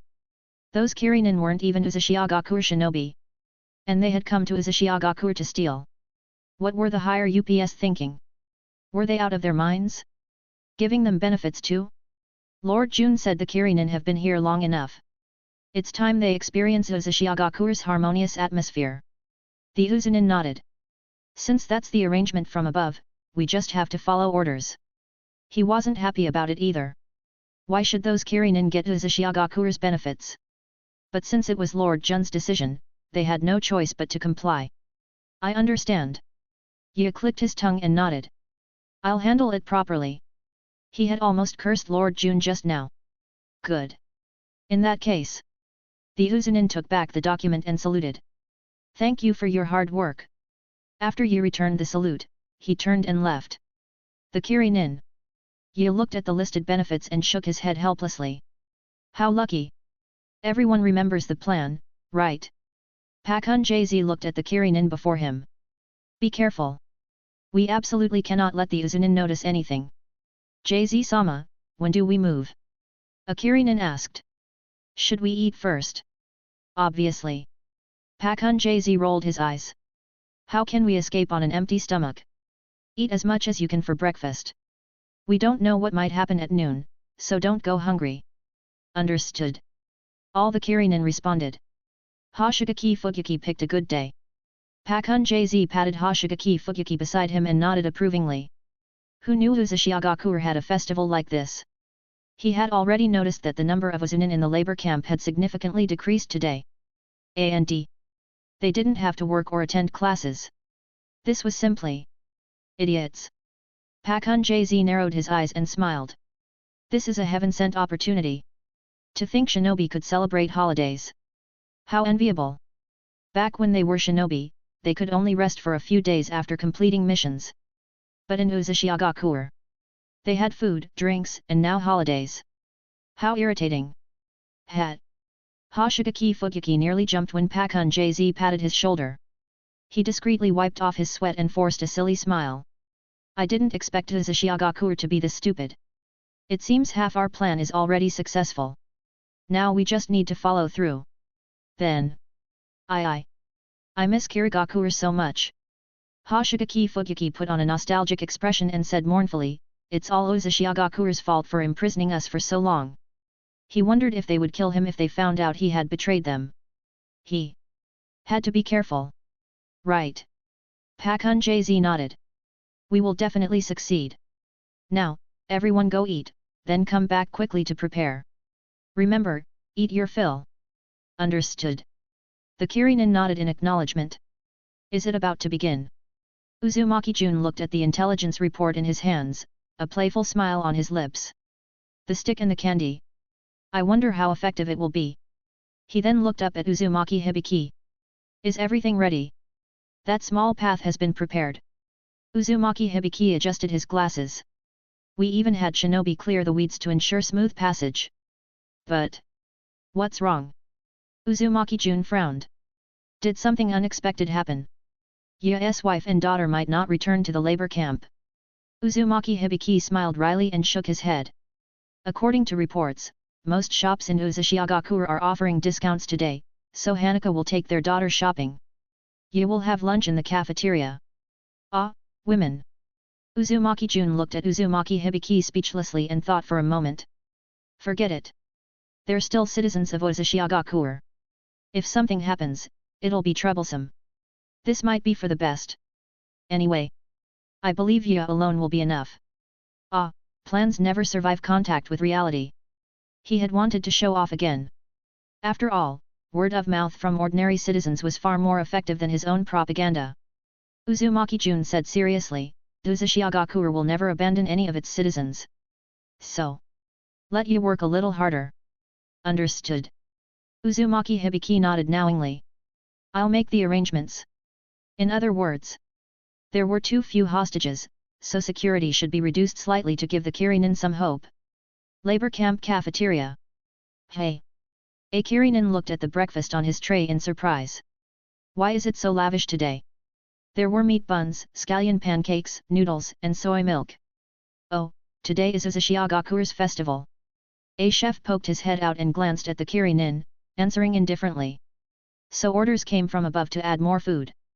If you're still hungry later, you can get more. No limits today. Lunch will be grilled beef, also unlimited. So come early. Oh, okay. Thanks. The Kirinin nodded. We'll come early. But would they make it in time? Maybe they should ask JZ-sama to delay the escape until after lunch? After all, it was grilled beef. Normally, they could only afford a small taste after completing missions. But today, Uzushiagakure was offering unlimited portions. How enviable! Oh, right. The chef called out to the Kirinin. I forgot to mention earlier. After eating, don't leave right away. Since it's Uzushiagakure's festival, you all get benefits too. Us. The Kirinin pointed at himself in surprise. We get them too. They were just prisoners. And they were getting gifts? Yet. A set of clothes, some canned food, and shopping vouchers. The chef said impatiently. Hurry up, there are people behind you. You'll see the rest later. Oh, okay. Sorry. The Kirinin picked up his tray and left the window, feeling strangely conflicted. What was Uzushiagakure trying to do? Chapter 240, We can no longer let sugar-coated bullets corrupt us. What are you all doing? Pakun Jz glared at the noisy Kirinin who had just returned from breakfast and shouted, hurry up and get ready. What kind of time is this? Still fooling around here? Do you still want to escape or not? JZ-sama, look. A Kirinin pointed excitedly at the dozen small gift boxes in front of them. There are clothes, canned food, and even some shopping vouchers. They, as Jainin, had never encountered anything like this before. The village had never given them any benefits. Uzushiagakure. It was simply unbelievable. Pakun Jz glanced at the welfare supplies they had just received from Uzushiagakure, then narrowed his eyes and scolded loudly, what are you all doing? He looked at them with deep disappointment. Have you forgotten the teachings of the Mizukage? Forgotten the village's kindness in raising you? Are you really going to throw away your ninja principles over such trivial things? Sorry. Hearing Pakun Jz's words, the Kirinin immediately looked ashamed and said, we'll prepare right away. Good. Pakun Jz nodded in satisfaction at their reaction and sighed. It seems we must act immediately. Otherwise, with Uzushiagakure's sugar-coated bullets, how many of them could resist? Especially after seeing the lifestyle of that reform camp leader, it practically made people want to defect. Because Uzushiagakure. High wages, good benefits, easy work compared to the village's life of killing and risking their lives for bounties, it was much more comfortable. Not to mention, half of the mission rewards had to be handed over to the village. It was just too unfair. But, JZ-sama, these shopping vouchers are worth 3,000 RY each. Kirinin waved the long paper slip in his hand. Shouldn't we spend them before we leave? With so many of them, it added up to tens of thousands. And Uzushiagakure's prices weren't high according to the Uzunin teachers, they were 2 or 3 times lower than the rest of the shinobi world. With this much money, they could buy a lot of things. Maybe even bring some souvenirs back for relatives and friends in the village? However, Pakun JZ narrowed his eyes and bared his sharp teeth in a cold grin. Sorry, JZ-sama. The Kirinin quickly lowered his head, looking remorseful. As a shinobi, I was actually tempted by such worldly things. Forget it. JZ shook his head and sighed. I don't blame you. This is all Uzushiagakure's cunning. But... Pakun JZ stared intently at each Kirinin. I hope you don't forget you are shinobi of Kirigakure. Yes. Hearing JZ's words, everyone straightened up and responded, we understand. Seeing this, Pakun JZ nodded. Then hurry up and prepare. See what can be used as weapons. Remember, we not only have to guard against Uzushiagakure's shinobi but also cross the sea. Neither of these is a small matter. Especially since their chakra was currently sealed, making them practically no different from ordinary people. So if they weren't fully prepared, trying to cross the sea would be suicide. JZ-sama. Kirinin raised his hand. What should we do with this? He shook a can. This is Uzushiagakure's special beef stew. It's said to have a shelf life of up to 3 months. Collect them. Pakun JZ nodded. Keep them as emergency rations. They might be useful during the sea crossing. Other supplies, like clothes and blankets, should also be prepared. These would be crucial during their time at sea. Although the people of Kirigakure were all excellent swimmers, swimming across the ocean without chakra was far too dangerous. Understood. The Kirinin said. I'll make sure everything is ready. What about lunch? Another Kirinin hesitated but quickly corrected himself when he saw JZ's narrowed eyes. Pfft, as if Uzushiagakure could tempt us with beef. I was just reminding everyone. He straightened up and spoke righteously to the surrounding Kirinin. We are disciplined elite shinobi of Kiri. What are mere sugar-coated bullets to us? Right, Pakun JZ-sama, Hoshigaki Fugyuki-sama. The Kirinin grinned at the two captains. We will definitely succeed. Pakun JZ nodded in satisfaction and smiled. Good. After we return, I'll put in a word with the Mizukage for all of you. You've all maintained your principles despite being here for so long, uncorrupted by Uzushiagakure's sugar-coated bullets. That makes you all commendable. Unlike that, what's his name? Yay! He's a disgrace to shinobi. Pakun JZ clenched his fist and said earnestly. I hope you all understand in your future ninja careers what should and shouldn't be done. Only then can you become successful shinobi. Clap clap. All the Kirinin, moved by Pakun JZ's words, applauded excitedly and shouted, that's right. We are the real shinobi. That is just a rotten apple in the bunch. How could a traitor live so well? There's no justice in the world. He'll get divine retribution sooner or later. Exactly. Hoshigaki Fugyuki chuckled nervously, wiping sweat from his brow. We absolutely refuse to be shinobi's shame. He glanced cautiously at the impassioned Kirinin around him. For some reason, Hoshigaki Fugyuki felt a little uneasy. What's wrong? Pakun JZ frowned at Hoshigaki Fugyuki. Is it that hot? Why are you sweating? Ah, just my body type, just my body type. Hoshigaki Fugyuki averted his gaze, feigning indifference as he replied flatly. Seems like I need to train more after returning to the village. Otherwise, my body's too weak. Always sweating. You really should lose weight. Pakun JZ patted Hoshigaki Fugyuki's shoulder and sighed. Look at you, you've gained a whole layer of fat during our time in Uzushiagakure. The labor here wasn't hard, much easier than their usual shinobi training. Plus, with 3 meals a day, all including meat. Practically everyone had gained some weight, but Hoshigaki Fugyuki's was especially noticeable. I will. Hoshigaki Fugyuki wiped his sweat and said with narrowed eyes, I'll lose weight as soon as we return. The moment we're back, I'll start dieting.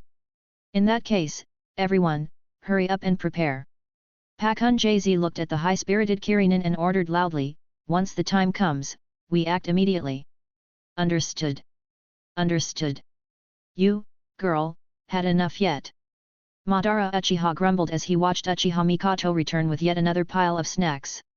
Finish up quickly. It's time to move somewhere else. Staying in one place for so long was boring. And besides, the Uzumaki clan's festival setup was actually somewhat interesting. Madara-sama glanced at the civilians and shinobi, all wearing smiles on their faces. The corners of his mouth unconsciously lifted slightly. Sorry. Uchiha Mikoto apologized to Madara, then said cheerfully, but there's just so much delicious food today. She handed him a bowl of sweet tofu pudding. I noticed Madara-ji seems to like sweet things, so I asked the vendor to add extra sugar. Humph. Madara snorted, taking the tofu pudding. Toby had bought this before, so he'd already tried it. It was quite tasty. Then, he frowned at the paper-wrapped item in Uchiha Mikoto's hand. What's that? Oh, this is a hand-pulled pancake. Uchiha Mikoto waved it. I didn't get one for Madara-ji because I was worried your teeth might not handle it. But I heard there's a shop ahead that sells double-layer milk pudding. It's similar to tofu pudding but tastes different. Let's go try it later. I'm sure it'll suit Madara-ji's tastes. Madara fell silent for a moment, then said flatly, go buy another one. Hey! Uchiha Mikoto blinked in confusion. But this one's a bit. Before she could say hard, Madara-ji's sharp glare made her stick out her tongue and go buy another one. Humph! Watching Uchiha Mikoto leave, Madara snorted and muttered, who said my teeth are bad? My teeth are perfectly fine. He could even bite through milk candies. How could they be bad? The Uchiha these days. Not only are they weak, but they don't even know how to respect their elders. Truly. Each generation is worse than the last. Thanks for listening.